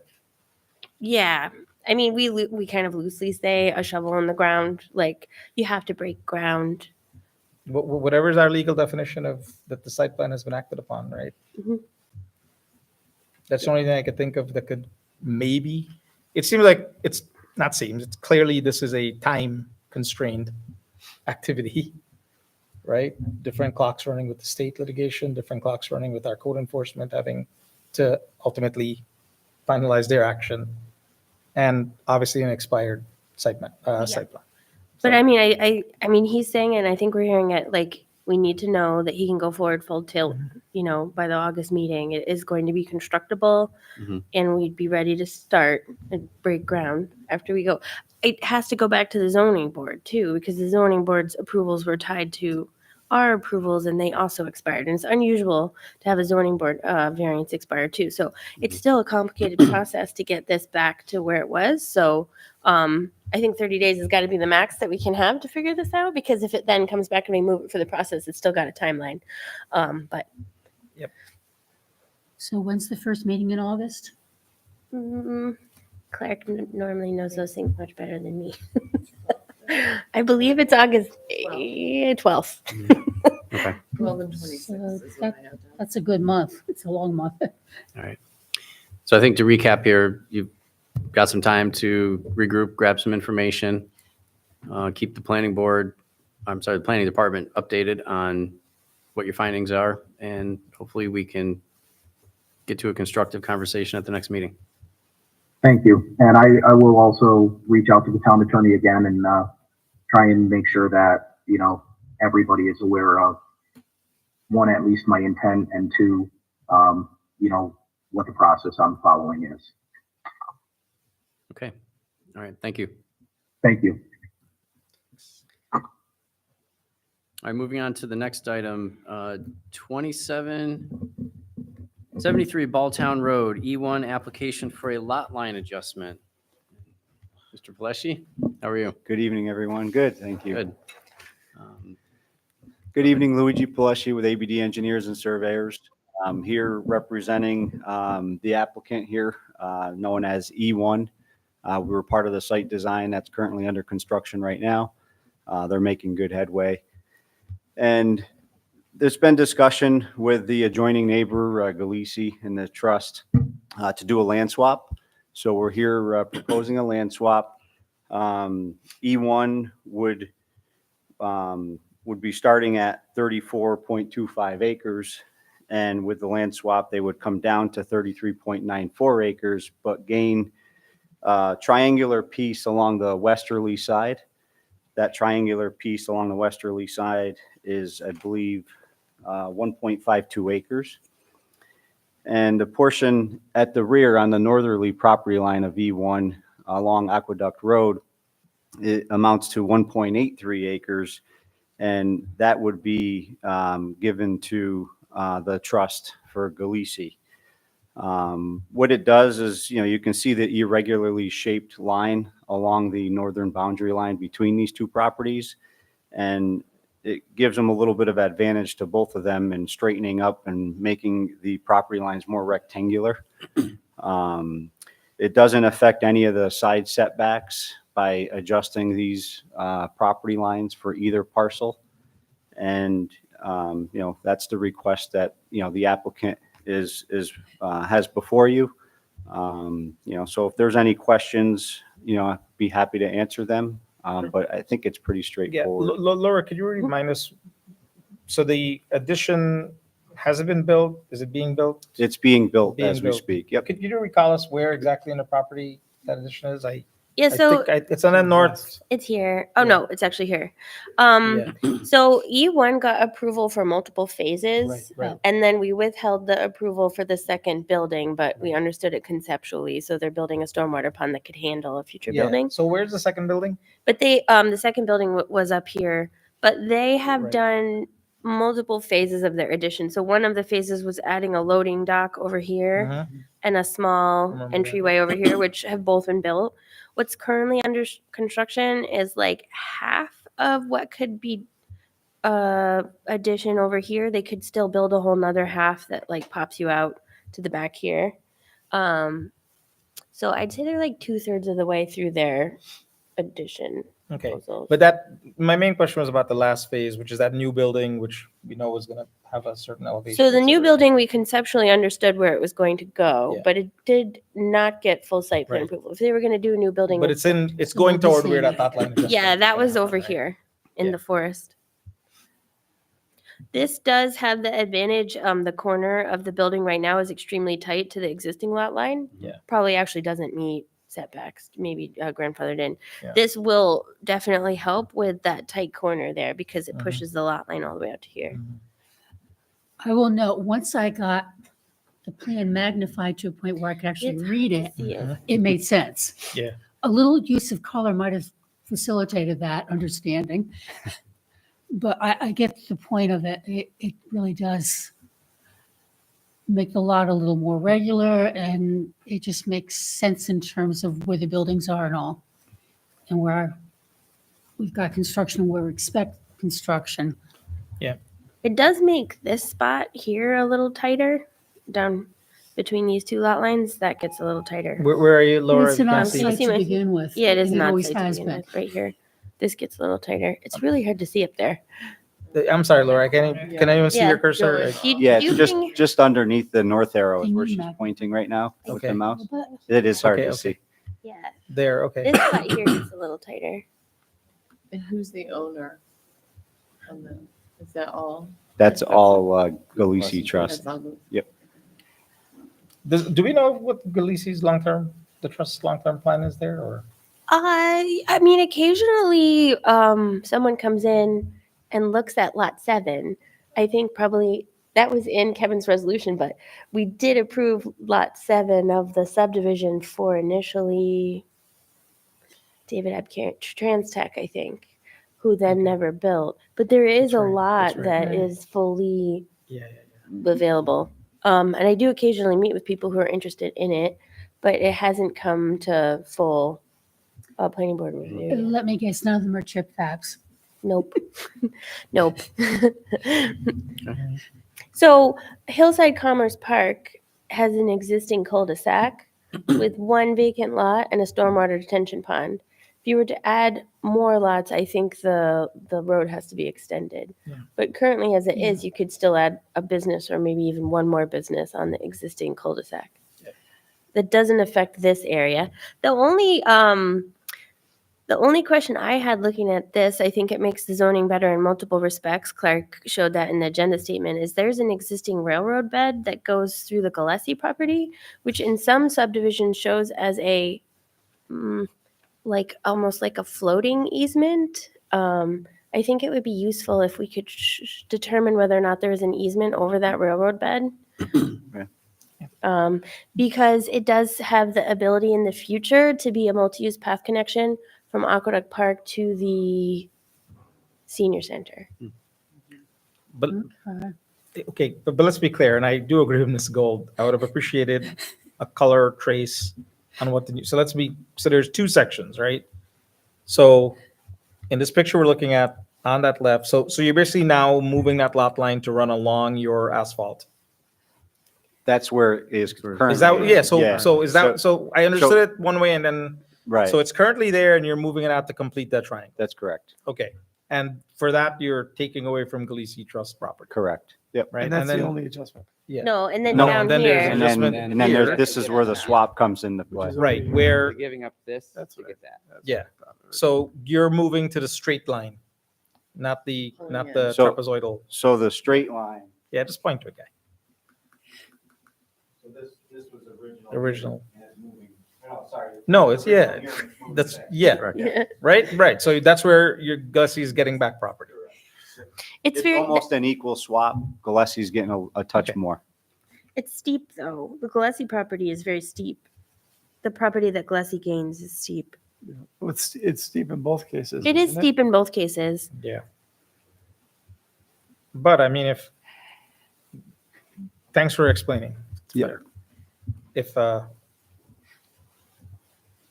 he's okay with it, I mean, I don't see a reason why. Yeah, I don't think there's any, as far as lot line adjustments go, there isn't any code violations or anything Yeah. we'd have to be concerned about. I mean, like Laura had said, which is how I originally understood it, but then you said something that got me confused. It does make that little pinch point a whole lot better. Yes. With the building, it makes better. With the current building. Yeah. And the elevation off of Balltown is so high that visibility of the new construction wouldn't be seen from Balltown. And Yeah, I would agree to that.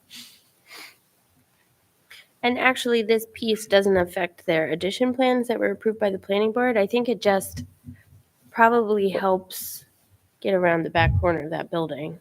Right, so it's clear it doesn't affect the E1 addition plan, but that's why I asked the question about Gillespie, right? Any hopes or aspirations they have are not going to get affected too with this, right? No, because I think even if you look at the full build out of Hillside Commerce Park, Yeah. I have never seen a plan that crosses these power lines. Right. These power lines here, because it does start to be a very steep slope, Mhm, and down to Yep. Balltown Road, it's a steep slope all the way down to Balltown Road. Yep.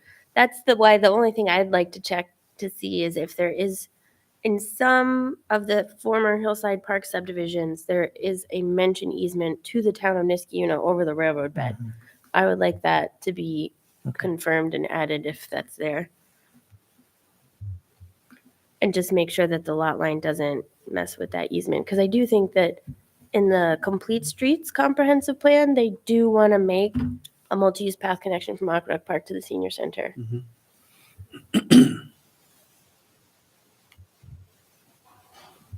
Okay. Any other thoughts or discussion items?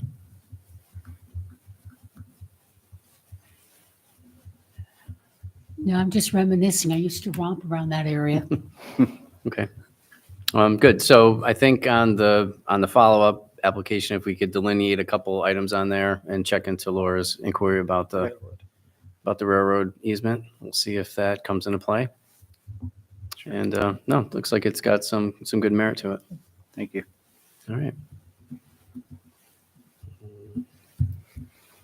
Any other concerns or questions? That's it. Okay. Yeah. Hopefully we'll see it. He's on for the Follow-up next meeting. item. So I guess next step would be, So we could do it.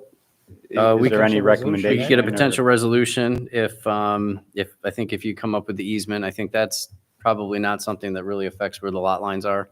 Unless you find something radically, Right, sweep yeah. through the- If sweep there's a through the way to property. set the next meeting up so that, Correct. I'll certainly Mhm. jump on getting the information. And then if something, does come up radically, then I guess we would have to table that meeting, but. Yeah, so we could call for a tentative resolution. And Does it need a project lead? yeah, that's the other thing I was gonna say, is that this is a new one, so we're always looking for a project lead. Yeah. Okay, Ms. Gold? Leslie. Good.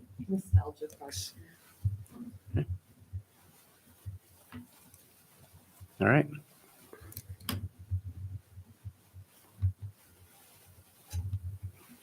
All right. All right, appreciate you coming in. Thank you. Thank you. I've got the next one too, so. Oh, you do? All right. I don't know if I should sit down and then stand back up. All right, moving on to 929 Pierce Road, application for a minor two-lot subdivision on Pierce Road. So if you could bring perfect. All right. Has this been to us before? No. No, this An is the adjacent same property. developer that split a couple lots a few years ago. Is that correct?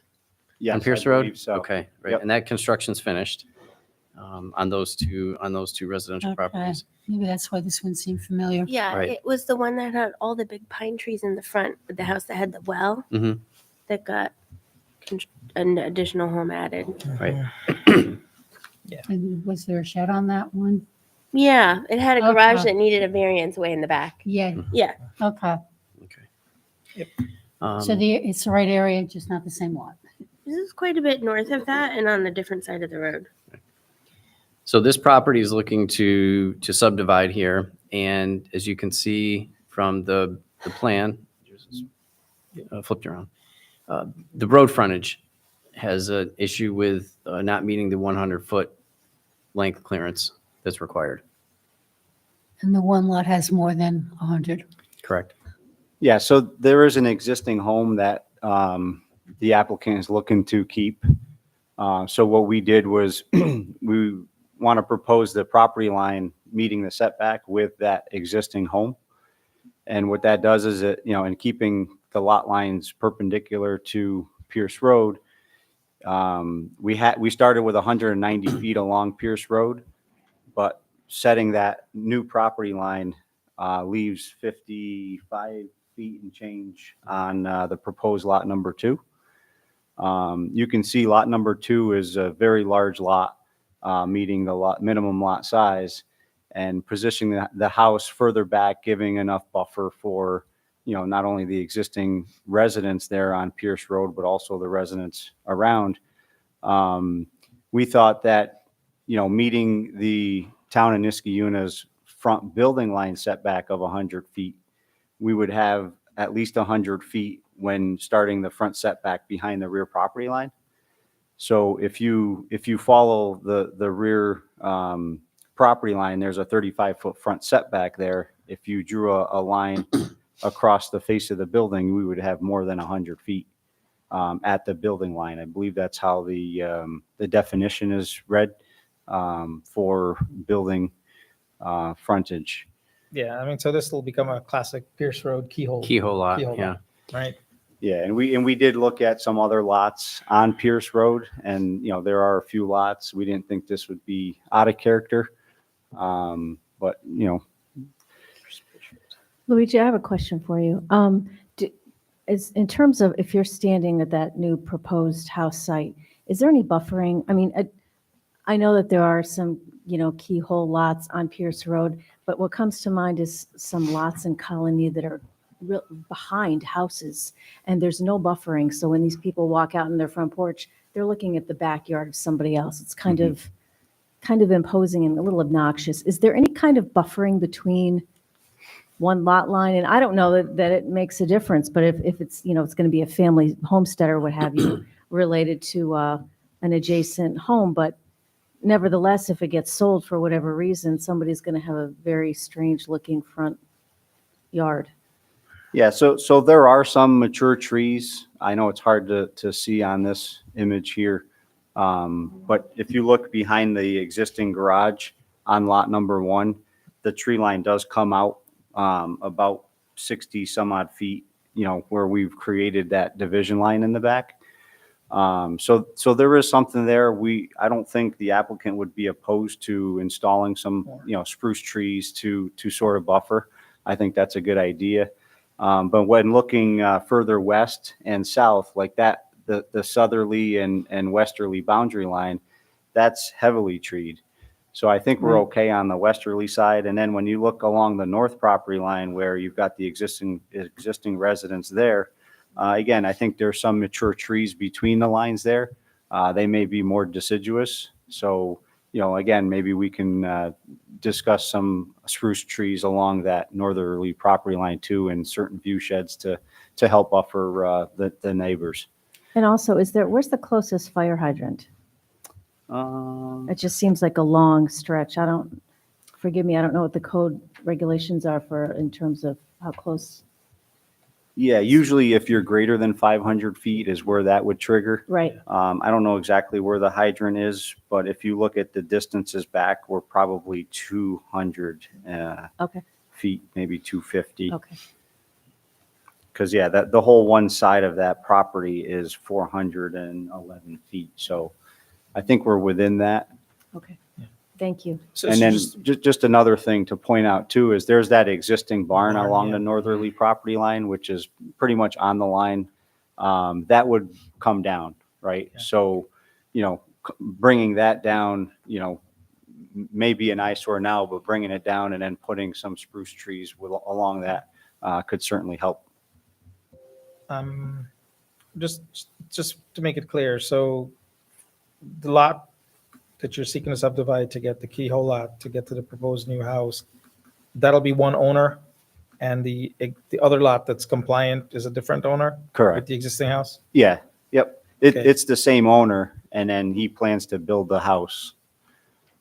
Right, on lot right. So, number yeah, two. the developer is the same person who owns it, but he plans to. Yes, yep. So at the end of the day, there are two different owners for the They properties. could be, once it's all yes, split over, absolutely. right? Yeah. Yep. I mean, subdivision, yeah. Yeah, the existing house needs some work, I don't know if anyone has seen the current condition, but he's got plans intended to renovate that and keep it. It's structurally sound, just needs some work. I don't mind putting a table together for you guys. Yeah. Keyhole lots are discouraged on Route Right. 7. Yeah. There are some times that they've been allowed, and while these lots are bigger than the zoning requirement, the subdivision is not allowed. It does not meet zoning requirements, so it needs zoning variances. And I'm just eyeballing, which is why I'm offering to put a a comparison chart together for you on other keyhole lots. But this one seems smaller to me by quite a bit than other keyhole Yeah, lots that have been that's- approved. And I think that it may be crossing a line. Yeah, so thanks for saying that. That was actually my next Yeah. request. I do think we need to see an inventory of the keyhole lot. Yeah. This one does look a little extreme. I mean, I drive by this area every day. I mean, the other thing too is that in addition to it being a flag lot, the existing house also has a trapezoidal footprint now because it looks like you want to bring the utility lines in and bring them over. So again, that gets an irregular shaped lot, which is also really not encouraged. Okay.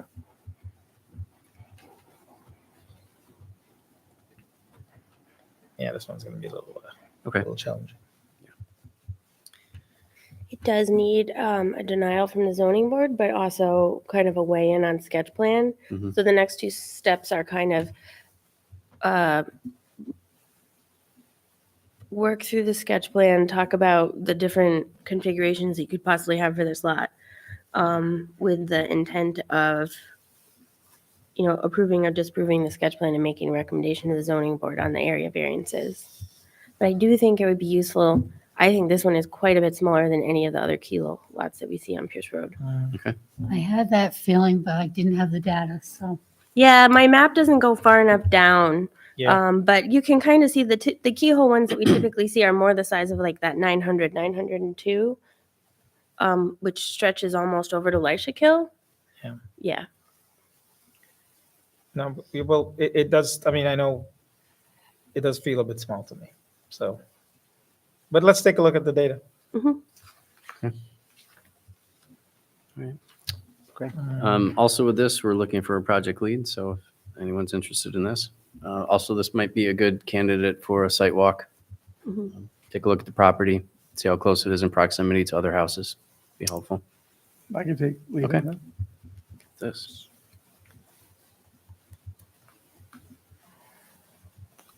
I'm sorry, who was lead?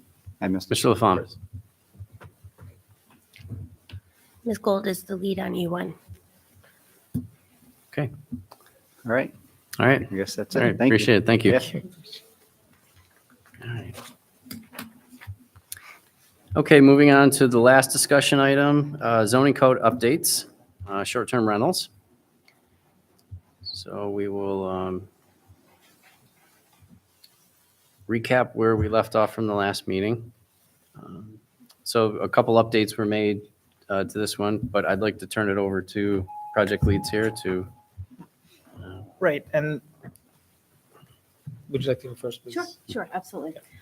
So I've really struggled with this from the beginning and I'm sure others have as well. And I'm sure most of you have noticed, I sent out that really terrible fragmented Times Union article a couple weeks ago. Apologize, I was so excited to get that out that I said, oh, there's a page 2 and 3 I have to get out.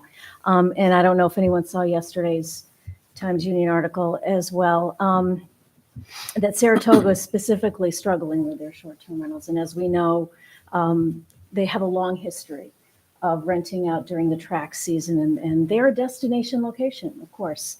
And the town of Elba, essentially, Lake Placid, they're also a destination location with the lake, and in the post-Olympic sites, people visit there a lot. Niskayuna is not a destination. It's not. it's a bedroom community. And as a side note, the neighbors down Milton Keynes, I'm sure have seen my truck every Friday and Saturday, taking a trip down there because it's right around the corner from my house. And yes, I know the police cars that go up Inman Road. I'm there every Friday and Saturday night, and they were there. And I take it may be a little nosy, but I don't care. I have a very vested interest in this. It's my neighborhood as well. But there is a tremendous amount of cars in that driveway. And it's frustrating to see. And although I don't have a direct ear line to what's going on, I know there's stuff going on up there. So that's, I feel for them. So I've combed through the comp plan not less than 3 times since I've been on this board. I feel familiar with it pretty well. And I've done a great deal of legal research myself in this. And these are my highlighted cases that I've looked through. And all the way through the comp plan, it just continuously mentions keeping the character of the neighborhood. And I know that this is not going to keep the character of the neighborhood if we go forward with these. There's going to be an increase. It's inevitable. It's been continuing to increase as I understand it. And they're going to continue to increase. I know that banning short-term rentals can certainly open the town up to litigation. I wonder how many parties would actually embark on that. Perhaps there would be, I don't know. But as with everyone on the board, I'm here with the town code in mind, and also took an oath to work on behalf of the Niskuna residents. I'm not insinuating that anyone is doing less than that. But I don't foresee my role in this in a positive manner. I don't think we should have it. I don't think it's good for any of our neighborhoods. I think we're going to accelerate the frustration of our residents. And that's where I'm at. So I'm a little frustrated, and I'm sure we all are with this. But I don't see that I could move forward with a motion or a second. And so in terms of that, I don't think I would be a productive lead in this. Those are my thoughts. Thanks, Nancy. And relative to Nancy's last point, right, I'm actually in exactly the same place. I feel it's actually unjust to the board for me to be a co-lead on this topic. Co-lead to me means, and why I had signed up for it, was weeks ago when we did sign up for it, I thought we could reach something that's reasonable. But it's caused me to delve into the comp plan, what residential actually means, not just relative to a physical asset like a house or a home, but neighborly relations, right? I see reading the code as it currently exists. When I look at that, the only word that pops out at me is the word enforcement, right? And so I see a burden to the current planning department, code enforcement. If we have to go increase that, which I think we will have to increase that, I see a burden then to every taxpayer in this state. And then not to mention everything that, Ms. Strang, Nancy pointed out about the comp plan. So I'm unable to make a motion on a code that allows hosted short-term rentals in rural districts, plural. We're saying that we're going to make this so restrictive. I don't look at it from the perspective of the restrictions that are in place. I look at it from the perspective of the allowance, right? And so my thing is really on the allowance. So I feel I will do injustice to being able to move a code that is all but one simple line that says short-term hosted short-term rentals based on definition reference are not permitted in the residential districts of Niskuna. And I see that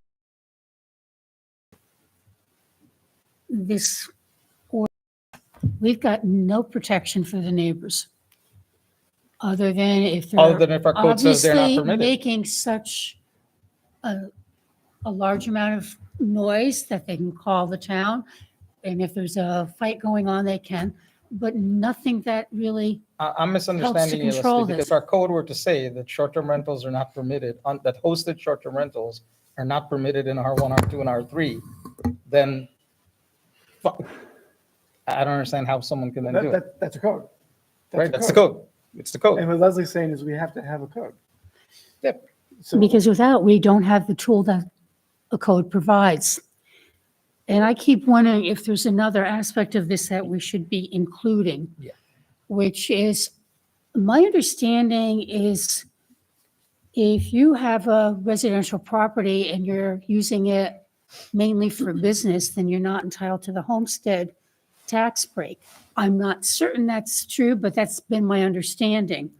But if it is true, it's something I think we should highlight in this somehow so that people who are inclined to do these short-term rentals understand what they're jeopardizing. Yeah. Okay, So for whatever it's worth, I'm sorry. I think we're a team. To be efficient, my request is, and I think it's also Nancy's, but Nancy can speak up. I don't think I could be a code. And I just want to get past that responsibility onto someone else. And I apologize, it's the first time I'm doing it in, So neither of you want to 15, be co-lead or lead. I That's don't think I okay. can be effective, because I'm going to ultimately come to the same conclusion with whatever is suggested. It doesn't belong here. So, we can't ban it. We can't. And Why can't we ban it? because we know that it's not right. It's not a question of go ahead and sue us. It's a question of if we know that that's not something you do with the law, we're not going to do it. No, but I disagree with that, Laura. I disagree with that almost as probably the biggest thing you and I could Well, ever but you disagree on. can't. We're not going to do something that we know is illegal, whether or not we're going to get sued for it. Like the town I is just mean, not 10 going to years do ago, that. this didn't exist, right? 10 years ago, this didn't exist. Hmm. It became something that exists.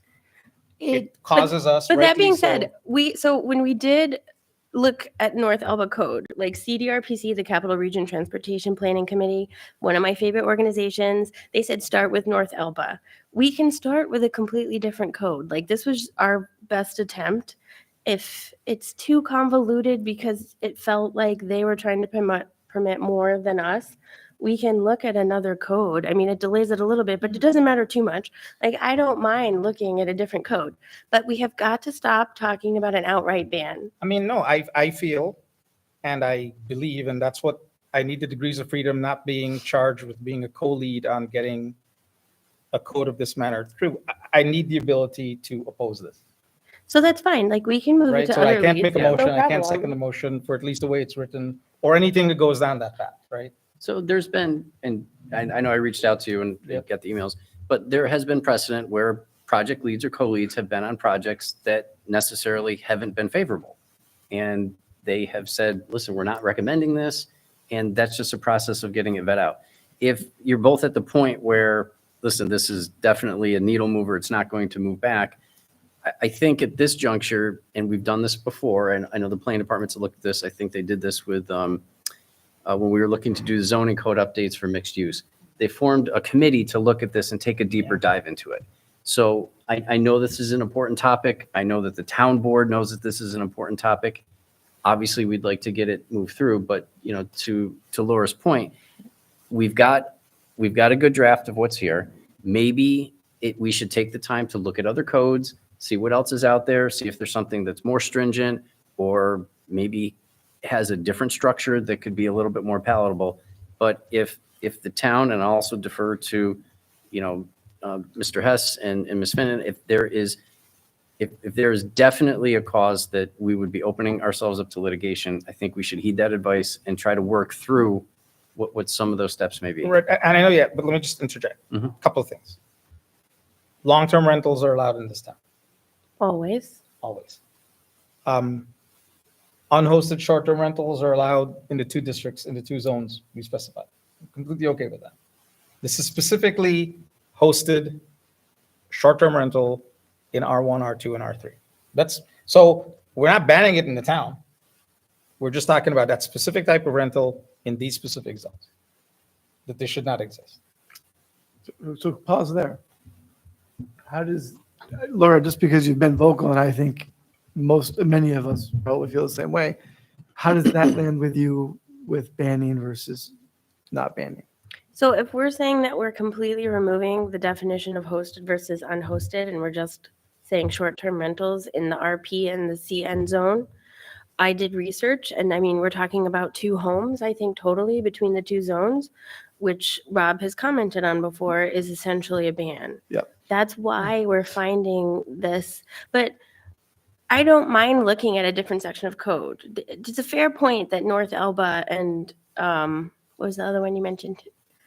Saratoga are a different situation.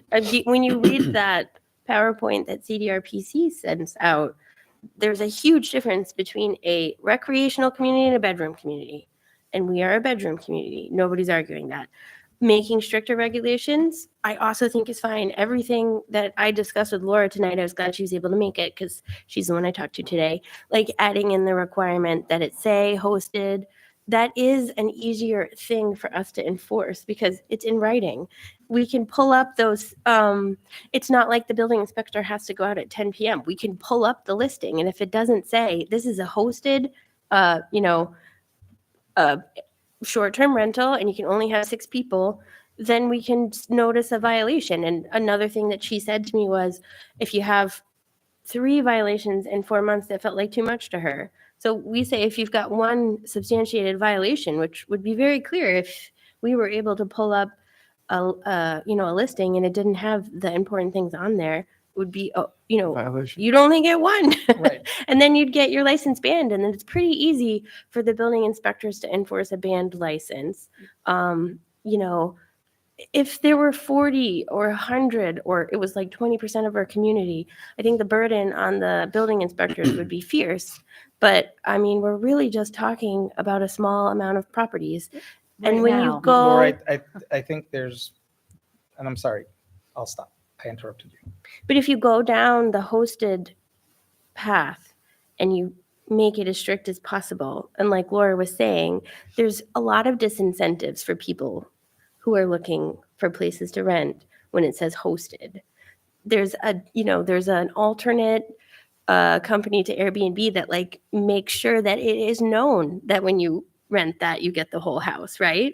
I mean, that's like a thing. So if we're not allowing that in the town of Niskayuna to in a reasonable extent, there's a lot of disincentives for it to grow. It's going to go to other places if you make it very difficult, and the only thing that you're allowing is a small amount of rentals on occasion to somebody who lives in the home. I mean, I am very sensitive to the comments that we have from the public, but I want to make sure that our code applies fairly throughout our town and, is reasonable. And enforceable. Right. Yeah. And so anyway, I think I'm just looking on the path forward, right? I think we're going to, most if not all the arguments are made. I know I still have a couple arguments that I'm currently investigating. I know Nancy, she had mentioned she is too. So maybe we do need some kind of a committee, right? The only thing I wanted to mention, so we should probably focus on how we go forward. But I do think what the Milton Keys property is teaching us is that in the nature of the code as currently proposed, I'm having a hard time seeing how this is not just going to boil down now to repeated enforcement activity. And repeated enforcement activity raises the tax burden it raises the burden of the planning board, the people burden, which in turn then to increase the staff for that at 4 homes or 40 homes or 400 homes increases the tax burden for the people in Niskayuna. Well, unless the fee for the permit offsets with the. Unless you're going to make it like 10 grand or something like that, maybe. Well, I'm sensitive to the idea that you say you don't want any part of the current proposal. That's fine. And if your position is that I'll support the strictest thing that's legally withstands judicial scrutiny, I'm also fine with that. Like I have no dog in this fight, but except as a taxpayer and neighbor.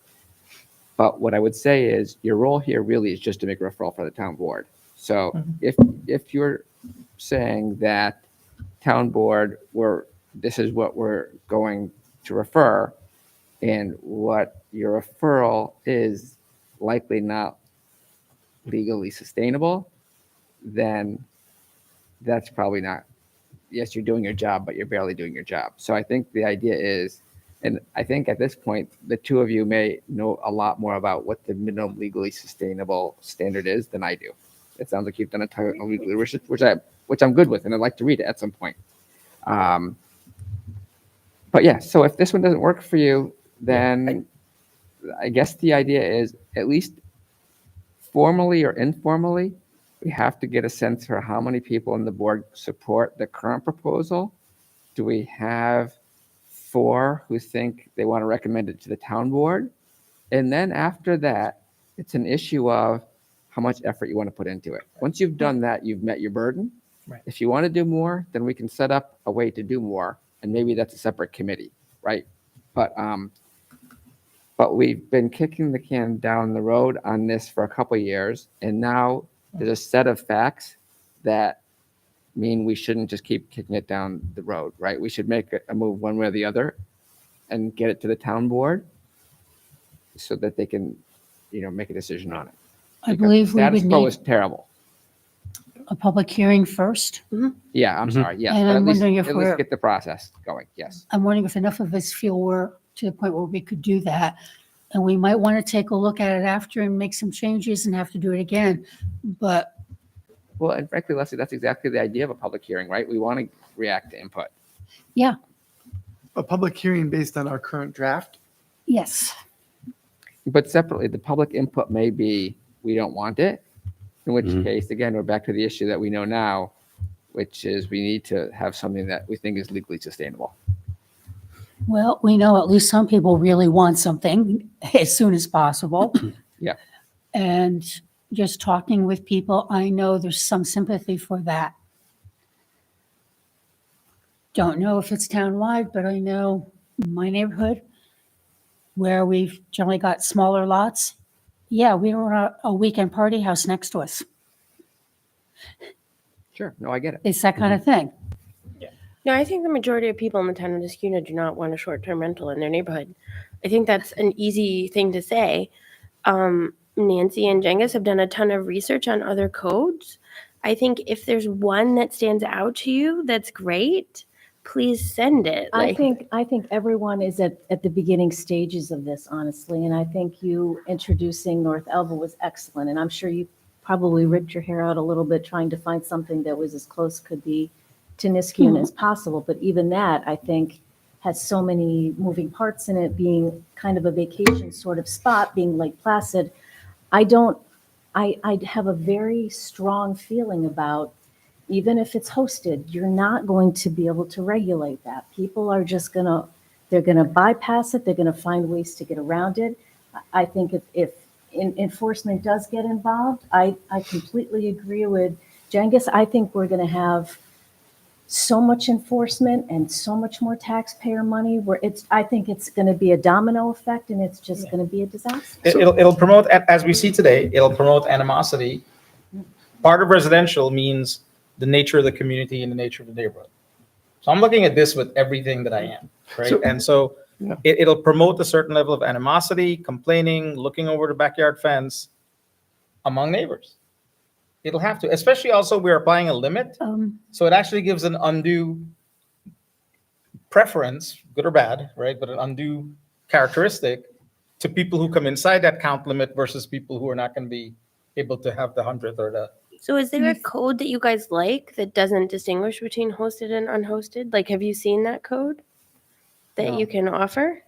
I know that's my question. It feels like, I mean, I know Rob, you said we're kicking the can down the road, but you're seeing more stories being written, right? There's a state proposal for a registry that Fahey and somebody else, right, and they're waiting for the governor to sign it. When I read the last article today, I thought in the TU or yesterday, are we going to pass something that's going to be usurped by a higher level or not? Like in other words, if Niskuna does its thing and Saratoga does its thing, in 18 months, are we dealing with being told that it's like not legit because there's something that supersedes it? The state legislation that's being proposed is registration, and I think it specifically does not preempt local zoning. Right. Yeah. Yeah. So as far as what's on the board with the state legislation right now, it wouldn't affect what we adopt. Right. It's just a simple registration, and I think fees possibly to the state, some kind of thing. And again, right, I think if I can articulate, I said it once before, and, look, this is a good discussion where, we all love and respect one another. But I think our key point is not permitting hosted short-term rentals in R1, R2, and R3. The question becomes, does that constitute a ban? Yes. So my view on that is the answer is no, because it's permitted elsewhere. Yeah, yeah. Right?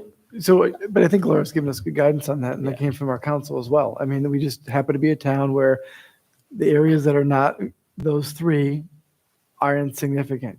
Therefore, we're burdened with not taking that approach, in my Why opinion. is that our problem? Yeah, If I don't somebody believe that's a wants- factor, If somebody yeah. wants to establish, if they want to go out and build and make an investment and put up a structure and put a lot of money into it and make it like one of these palatial homes on Milton Keynes, They can do that. put all the amenities in there, make it a Airbnb or short-term renter. What do you want on that area of our town? I'm just concerned about the litigation aspect of it. But I think who stands up?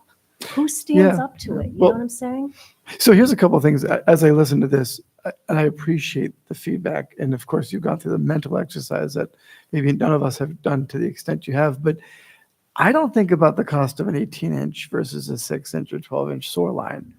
I don't think about the impact of enforcing people's, stormwater going into or not going into our septic system.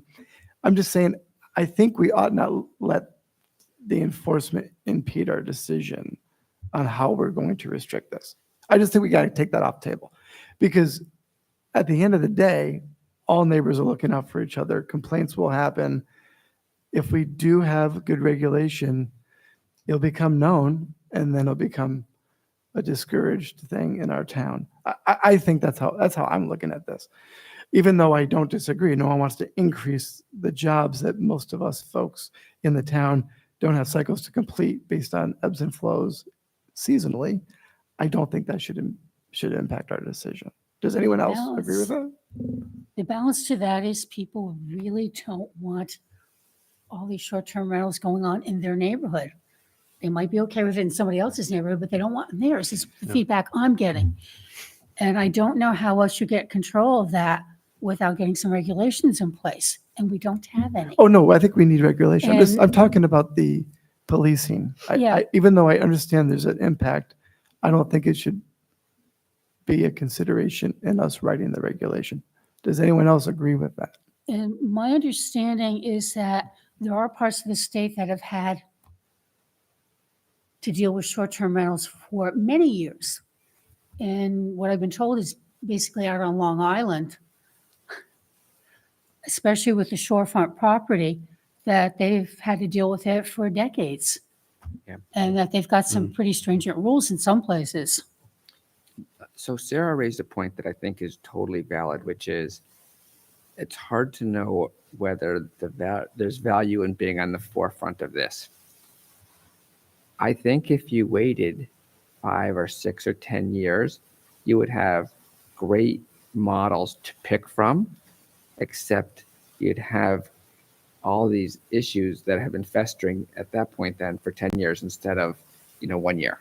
Well, So my recommendation is to make the best move we can make now, give a referral Yeah. for the town board, and then if we have better choices in the future, then amend the code. and my concern is if we let this go on and don't have regulations and try to keep it under control, then we are going to see some negative effect on neighborhoods and on property values, which we really don't want. Right. So going back to Rob's suggestion, and I think here I'll speak for myself, but I think it's both of us. Yes.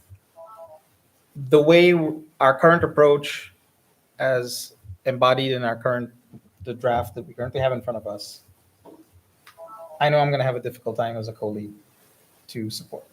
So if there's at least if there's 4 or 5 or 3 other folks who feel that they can support that, at least let's get the co-lead thing worked out. And then look, at the end of the day, right, and we've all been aboard, right, if we were to go forward with something like this, or some variant of this that doesn't look like what I've articulated before, I can pretty much say I'm going to vote against it. And I need to have the ability to vote against it. It's illogical to be a lead, make a motion for something that you're going to vote against. I'm just coming to the strict We have procedural done way. that in the past. Yes. Nah, I find that counterproductive. That's fine though. But we've have had it happen. has- and I it think has I may have happened, been and- one who did it. Yeah, David has So- been, but David's been a lead where we had to do that once too. Yeah, but I Yeah. just find it counterproductive because I'll Mhm. tell you, I know what the 3 lines of the code that I would propose would say. Mhm. And I've articulated it before. I'm not going to beat a dead horse and repeat I it. think that's okay. I think during my first tenure, during the first 20 years on this board, I had a case where I was a project lead and it got to the point where you're ready to move it, and I don't think I could move it forward. Mhm. And I know Yeah. I voted against it, Yeah. but Look, understood. We don't want to make this too exceptional, right? So I think to kind of summarize this, and thanks, it was a good discussion and definitely well deserved. So I think- we're at a point where, and I want to thank both of you for all the time you put in, and I respect the decision. If you want to step down as co-leads, yeah, that's they want to be completely relieved of that responsibility. So, but at this juncture, what we should do is get a new project lead because this is a very important item. I mean, so, Co-leads, Or so co-lead. do we need it? I'm just going to propose the concept. Do we need a project lead on something as comprehensive as this? Would it be better? Do we still, okay. Yeah. All right. Now, if we decide that we want to take a look at another code or try to find some other items, we're not at the point here where I think we can make this record, get to this final draft version. So if we get to the next step with the next lead that works with the planning department on what that is, see another round of drafts. If we decide that we have to break it off into committee, that's a larger discussion that we should talk about with council and planning to see where that goes. I mean, this obviously is a sensitive topic. You don't want to rush it, but you do have the ability that it is a recommendation. And as Mr. Hess said, it can be amended in the future if need be. Once you have a code in place, that's something that can then be worked on as an ongoing item. So I think at this point, what we'll do is we'll, poll the other board members to see who has an interest in this and try to get something resolved here. And forward. just walk me through, forgive me, because I feel like I should know, but I don't. The recommendation goes to the town board. Mhm. And then, go ahead. After a public hearing. After a public. After a don't public vote here. hearing, Right. and they choose to vote on it After their public hearing. after their public hearing. So both public hearings can offer, a lot of input or some input or no input from members of the community that may or may not weigh on specific items or just the whole code in general. And then we digest that. There's revisions that can be made at that point, and then the recommendation goes to the town board. Okay, and then one more, because I'm a new member. The Milton Keynes that we've been hearing, it's an extremely large home that has the capacity to rent to a large number of people. But this is not, you said, the only one you've heard. Has it consistently been that type of home that has been in question? No, Milton Keynes is an outlier. Like I kind of consider helpful. Milton Keynes to be kind of like parking at Christmas time in a mall or something like it. It's the maximum problem, and I am confident. I think we can make this code better and we can make it stricter. I think everything that was brought up tonight could easily be put in there and we could keep refining it. I also don't mind looking at another code, but I can tell you guys that with this code, I think I would already have the tools to appropriately enforce Milton Keynes and handle that situation. I just do not have the tool right now. When they call and they tell me these things, it's a police call and it's not a zoning violation. Yep. The issues that you are hearing would be addressed with this code. The parking, the noise, the complaints that are verified by the police, all of that could easily go into a citation by the building inspector. I'm not worried about the outlier. I think that it would be addressed. Okay. That's important to know, honestly. Have we gotten any other complaints on small? Like Yeah, I don't know R3? if you guys remember, but there was a lovely lady on Ruffner Road who came. Yes. That was a regular sized house on Ruffner Road. We didn't have the noise complaints as much as I don't know who's living next to me and I don't like. Right, and cars. It was a smaller house. It definitely had significantly smaller rentals. We did not get party complaints. We did get maybe a little garbage, and I don't like not knowing who lives next to me. Got it. Thank you for. And for whatever it's worth, I think I can just boil down my concern to one thing. And I appreciate whoever else is going to take this over, right? And this is a question for you, Rob and Elena, right? Does permitting it everywhere else but in R1, R2, and R3 constitute a ban? So for that to Elena, and I'll find out who Right? ends up working Because on it for because I know we're talking, making an argument about two houses, but I view that now as an interpretation we're making of a current status to then make a determination whether it's a ban or not. I actually, but there's an area of land, physical land, upon which buildings can be built where we're saying it's permitted. So I don't see how that's a ban. So the only thing that I want to say about that is that I keep trying to make sure, as a certified planner from the American Institute of Certified Planning, that everything we do, we're trying to look at with an equity lens. And when you push the allowance for a short-term R1, R2, R3, RR, you're pushing it into non-houses, you're pushing it into affordable houses. And if we identify this as an issue, my problem with pushing it out of the regular housing is that fringe housing, which may serve a population that is already vulnerable. So I really want to be careful where we're saying that's for me, a hosted versus unhosted. If we make it a very small footprint, difficult thing to do when you're in the house, not attractive to people who are looking for party houses because it says hosted, we could limit it to 6 people.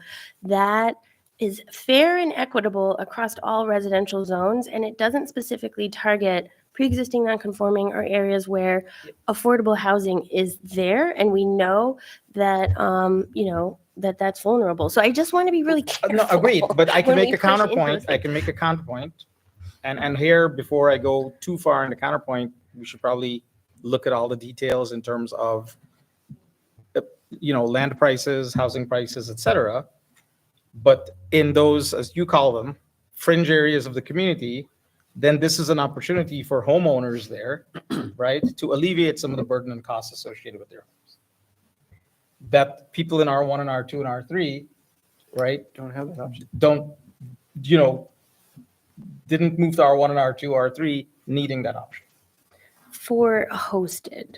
But if you push Hosted. unhosted on there, you're theoretically taking a vulnerable population and making. Yeah, no. So Yeah. So I could safely say everything I'm talking about is in the context of hosted. And Everything I'm talking about is hosted. The code as it exists actually says unhosted is the one that's, Yeah, and I actually think yeah. unhosted, you can really restrict. I'm not concerned about restricting Right. unhosted So to a no, zone I'm that talking about doesn't hosted. exist. Yeah, About hosted. hosted is where it really comes down to it. Yeah, I mean, we're a community. I mean, there's people who rented their homes out to people at GE for a year, right? For 2 years. It does feel like we need to be thinking about the goal, which I think the numbers of people addresses. You're really trying to contain the party and the transient changing every week population. And I agree with you guys that I think given the choice, would I say not my community, but I think we can't let perfect be an enemy of, what's enemy- good enough. What's An good enough for enemy now. of going against the comprehensive plan. Because the comprehensive plan does not. But I don't think it stands up against the legal precedent. It's our comprehensive plan, but I don't think it's going to stand up in court. I'm not sure what legal precedent is actually getting violated. I think it would behoove us to, you can't close your eyes and put your fingers in your ears, because I think it has to be approached in a pragmatic way, because if it is not legal to ban, and I have brought up Long Island being that I'm from there are a lot of restrictions put in place, but if you don't have a code that it's going to go forward anyway, you're going to leave a lot of people open to a lot of bad things. So I think we have to approach it in a pragmatic way and say, if this is going to happen, if this is the road that we're going, how can we do it the best way? How can we try to preserve what is, what we want in our community and give it some parameters, or else it's just going to go off the rails, because you're not going to get what we I agree want. with you 100%. That's why for me, it's a single question. Hosted short-term rentals, not permitted in R1, R2, R3, and permitted everywhere else in the town, right? RR, right? I Does that, completely agree. does that constitute a ban? I completely Okay, agree with well, we're That's going to have them look into it. So- We need some feedback on that. Out of curiosity, by a caller in, just indicated lengthening the minimum, right? 2 weeks, 3 weeks. How do you two feel having gone through everything you've done? I mean, to me, that's like a real restriction, like significant. They could always decrease the nightly rate to get it more competitive. However, what we're saying is you can't do anything less than 14 days on a hosted rental. No less than 14 days. Right, and I guess, Chris, my overall answer to that question is, when I read the language of the code and I see what additional restrictions we could put in, I'm not coming at it from the point of view of how well we've restricted it. I'm coming in from the point of view to what the holes are that we code for it to be practiced. No, I understand. Right. I'm just curious. And you and I are going to disagree too, because I do think if we're putting something into the code and then the main way in which it'll be abided by is through enforcement action and complaints based on neighbors calling about other neighbors, right? That's just not good for the residential and community nature of our community. That's a tough one. I mean, that's the only way everything is enforced. That's the only way everything is enforced. Right, but this particular thing has the ability to, and I think it will. I mean, we were seeing the numbers, right? It's growing everywhere it is. Yeah. There's no place that's going down in short-term rentals. Well, the high level theory, it's the way an investor can assure a tangible investment return. So if more people across the country buy real estate because they don't trust paper, this will become an escalating problem, which is what your concern is. So that's a theoretical, but it's, I think, a real tangible theoretical. So we gotta have a code. If it's banned, I think then it will work against us because there'll be people who want that right within a desired neighborhood that won't have that option. But I agree. I think your suggestion with, restricting it out of the R1, R2, I don't understand how that's a ban. You're just saying, no, you can't in these areas. It just so happens our town doesn't have many options that are already developed. It's got square footage. No, I think It's got area. Yeah. Right? So we're saying in this area, you can do this. Yep. And in terms of enforcement, it has been my understanding for decades now that a lot of our enforcement occurs because a neighbor or business patron calls into the town with a complaint. Am I wrong? So we're a complaint-driven enforcement office Period. Okay. on every On single every event. single event. That's what I thought. Yeah, that's not anything specific to it. But I get this complaint and I have no code to enforce. Yeah. Like this We gotta code fix would that. give me enforcement. Like I don't mind looking at other ones and finding even more strict things. And I don't mind sitting down with Jengus and Nancy and Rob and looking at what those other zoning districts are. But I want to make sure that we are very clear that we are being equitable. Yep. And Laura, you and I can agree on one thing for sure. I think we do need to do this as soon as possible. That's one Yeah. reason why I actually look in the bare minimum. What I'm seeing here in the bare minimum, for me at least personally, all I can do is vote no. But if the rest of the board agrees on something that still allows it in those districts with maximal restrictions, right? At least as I'm saying, as a co-lead, motioning firstly or secondly on something I know I'm going to vote no on. I don't exist in that logic. And I struggle with that too. I struggle with being productive in that way, even participating in a committee or amongst, I appreciate everybody's work here and everybody's input. But the way my mind is set, and I respect the fact that we need to implement something of some sort, I get that. But I see it that you are looking at neighborhoods that have moved here for a reason. They want residential. They don't want the short-term rental. You can't blame them. But hold on, You know? just playing this devil's advocate. Yeah. You're restricting the possibility that the alternative for someone to live here may become an increase short-term rental or short-term to long-term. In other words, in order to be, you can't own because for whatever reason, you can no longer own a single-family home. We don't have a lot of room for development in this CUNA. Go 10 years down the road, maybe the only way you get into the school district is through a short. You're already seeing it. It's already happening. Right? In my So- neighborhood. So therefore, we have to think that That's why we have through. apartment complexes. Yeah, and that's No. what I'm having a difficult time with So what is the long-term. example you're talking about? There's multiple homes in my neighborhood that I know they've brought children. They're renting because they want to be in the school district. okay, They're but is it a long-term though. long-term It rental? is, yeah. No, long-term rental is not even on the table. We have a code for that and we do it. But to your point, when I look at this, I don't look at this as the be all and end all code. I have a feeling we are taking step one in a code that will evolve. We will not be the people who pen something that lasts over years. And so I think you have to look at the context of where we are right now and say that you know this is coming. You want to stem the tide. Are we at a place now where we would say, by taking this example, by making it more like New York City's, does that send the message to a potential investor?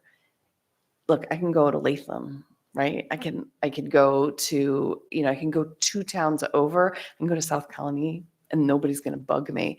To me, where we are in this process now, knowing how much more is going to evolve, I think we need to look at what we can do now to mitigate the damage, knowing that it's not the one done forever and ever code. That's the way I look at it. And if that means giving you tools to deal with what you're dealing with now, then people review and the word gets out that it's a hostile neighborhood or a hostile community to do it. And we're taking the steps that allow us, to do the best we can. Okay, so I'm going to cap this off here and reach out to other board members. Thank you again for all the work that you've done to get it to this point. It is a sensitive topic. We understand that. And I think we're going to try to get to the next step here in the next few weeks and get an update at the next meeting. All right. Thank you. Okay. Good. Moving on to reports. Laura Clark. I don't think I have a specific report, except I did want to mention that we missed our last town board meeting because we had a water main break at town hall. But we are planning to appoint David Diarpino as the permanent chair. Excellent. Thank you. Congratulations. Tomorrow night after The makeup meeting is tomorrow night. Kevin will also have essentially the same resolution at the town board. He will be recognized tomorrow night. I think he's first on the agenda. So that town board recognition, his life is still in a state of flux, but I am not letting him get away without a party. So I will make sure that you guys are all invited. He's a special guy. And if there's something extra we can pick up to do for him, I'm all in. And I think the appointment is just going to run through the end of this year, correct? Yeah, we're still looking into how we approach chairman, but Mhm. I think chairperson. Right. Yeah, then all persons are appointed 1-year terms. Right. Yeah, so we're going to meet with the supervisor, planning department, talk this through, and then also talk just about the structure of the board to also have a vice chairperson in a position to step up if one has to recuse himself, if there's a leave of absence or something like that. So, I mean, boards are, you're very fortunate to have somebody for 2.5 decades. Which is, Yeah, that's good, but in there, and even though that's inevitable, leaving at any point is never easy.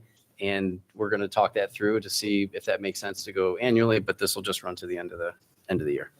But you're doing a great job so far, David, and Well, we thank you. appreciate you stepping up. We all do. Anything else for reports? Okay. Commission business. Anybody? Oh, well, I don't think this is commission per se, but if I were to not be able to attend the next meeting, which is in 2 weeks, would we have quorum? So the answer would be yes, but and that kind of segues into one of the things we're going to talk about. So right now we have 2 alternate positions that are open. The town board is working through their new policy to appoint people and come up. So there are some internal discussions that they're having. Candidates, I think, are being reviewed currently. We only have one One empty. vacant alternate. Well, don't we? Well, correct. There's Because one. You're still an alternate, right? Right, but we Correct. move our alternates to the full We time. typically do, but Right. But you're right. There's an alternate position and a vacant board position. So the town board is also working through that to promote, to make a policy to promote the alternates up. And then we're still looking for 2 other seats to fill. Okay. So Got it. there is a process in motion that's currently going through. I don't know the timetable on that. I don't know if planning has any more input than, I'll ask a question differently. Does everyone here know that they can attend the meeting in 2 weeks? So we only need 4, but you know, the more we have, the better. Mhm. And we're at 7, so anytime any of you can't make it, we're Right. down. Yeah. You So did let us say- know, I let have us a know right conflict. away if you can't make it, so that we can plan. Yeah, it's been a long time since we were 2 people down on the planning board. Right. Yeah. For commission business, I would like to say, David, in my turn, thank you for being willing thank you. to step into this role. You know, we all know, we saw the great example Chairman Walsh was. It does take a lot of extra time and effort. And I'm speaking for myself. I'm here to help you in whichever way possible. I know your answer is going to be, we'll just be leads on something, but we'll get there. Yeah. But thank you very much for being able to do that. And I think it's an excellent, you know, you're an excellent choice for this role and beyond the end of the year. Oh, Absolutely, absolutely. Appreciate it. Thank you. If our recommendation means anything to the town board. For sure. And we're here to help in whatever we can. Oh, good, Thank you, good. sir. That's one of the things I want to talk about with supervisor and planning department on load sharing and just some current things. The other thing I wanted to bring up is that one of the things I'll be stressing is getting project leads on everything. And then also because we have some newer board members and we're going to potentially have new board members, to have senior members pair up with new members just to help them on even some of the smaller projects, just to see what the process is. And then one of the things that Laura Clark and I have talked about is in each of the applications is putting the chart of the timeline for what each applicant has to do. As in, you end up at zoning, you're going to have a public hearing, you know, what those things are. It's a helpful tool that I know that you delve into as project leads, but we'll start to bring that paperwork into each of the agenda packets that comes through. And I think that'll just be an extra little thing that'll get some extra training. Already making a difference. Yeah, we used to have the project lead noted on the agenda, and I always found that helpful because if I had a question, they gave me somebody else to look up and talk with instead of bugging the planning office constantly. I just find it helpful that way. So I'd like to see that happen again. Okay. Yeah. They are on the agenda statement, but I don't know why we couldn't put them on the agenda. Sure. Seems fine to me. Well, they aren't, well, maybe I'm just reacting to the fact that I had agreed to be project lead and it didn't get noted on anything. That was an oversight, but Yeah. they're almost always noted on the agenda statement. All right. I know it hasn't always happened. Okay. There's no other commission business? Oh, go ahead. One thing, I've been trying to, that's off again. I've been trying to find online training and I've pulled up Capital District Regional Planning every way I can, and I cannot find that they put the training from last fall online. And I'm not finding anything else that's suitable. Any suggestions? Yeah, I can pull the YouTube links for you guys and I'll resend you the online training opportunities. There is a very good short-term rental one that you can watch. Well, I've watched 2 of them so far. Yeah. Yeah. And I think I turned them both in. I know I turned at least one Yeah, of them no, in. I have both of them. So Yeah. I need to find something new to watch. And there's nothing new on Capital District Regional. Okay, there's a couple online resources. There's also the Planning Federation, of which we are a member, so I can send that to you. Yeah, they've sent out some emails recently. Yeah, and I mean, you know, they're a little bit higher level, but you know, I think I found all those webinars from the Ohio Planning Associate. Those are great. You can find anything that you're interested in. It Those, doesn't have to be from this state. no, those are all good planning topics. Yeah, some of them might be sketchy on, but. I'll I send out the particularly links. like- You can choose whichever one. I will send out the online training links. I'm hoping they have training this fall and I can get there, but much as I hate driving to Hudson Valley. Noted. I will send out links. All right. Motion to adjourn? So moved. Mr. LaFawn, second by Mr. Lasky. All in favor? Aye. Aye. Any opposed? Thank you. All right, meeting's adjourned. You're welcome. Thank you.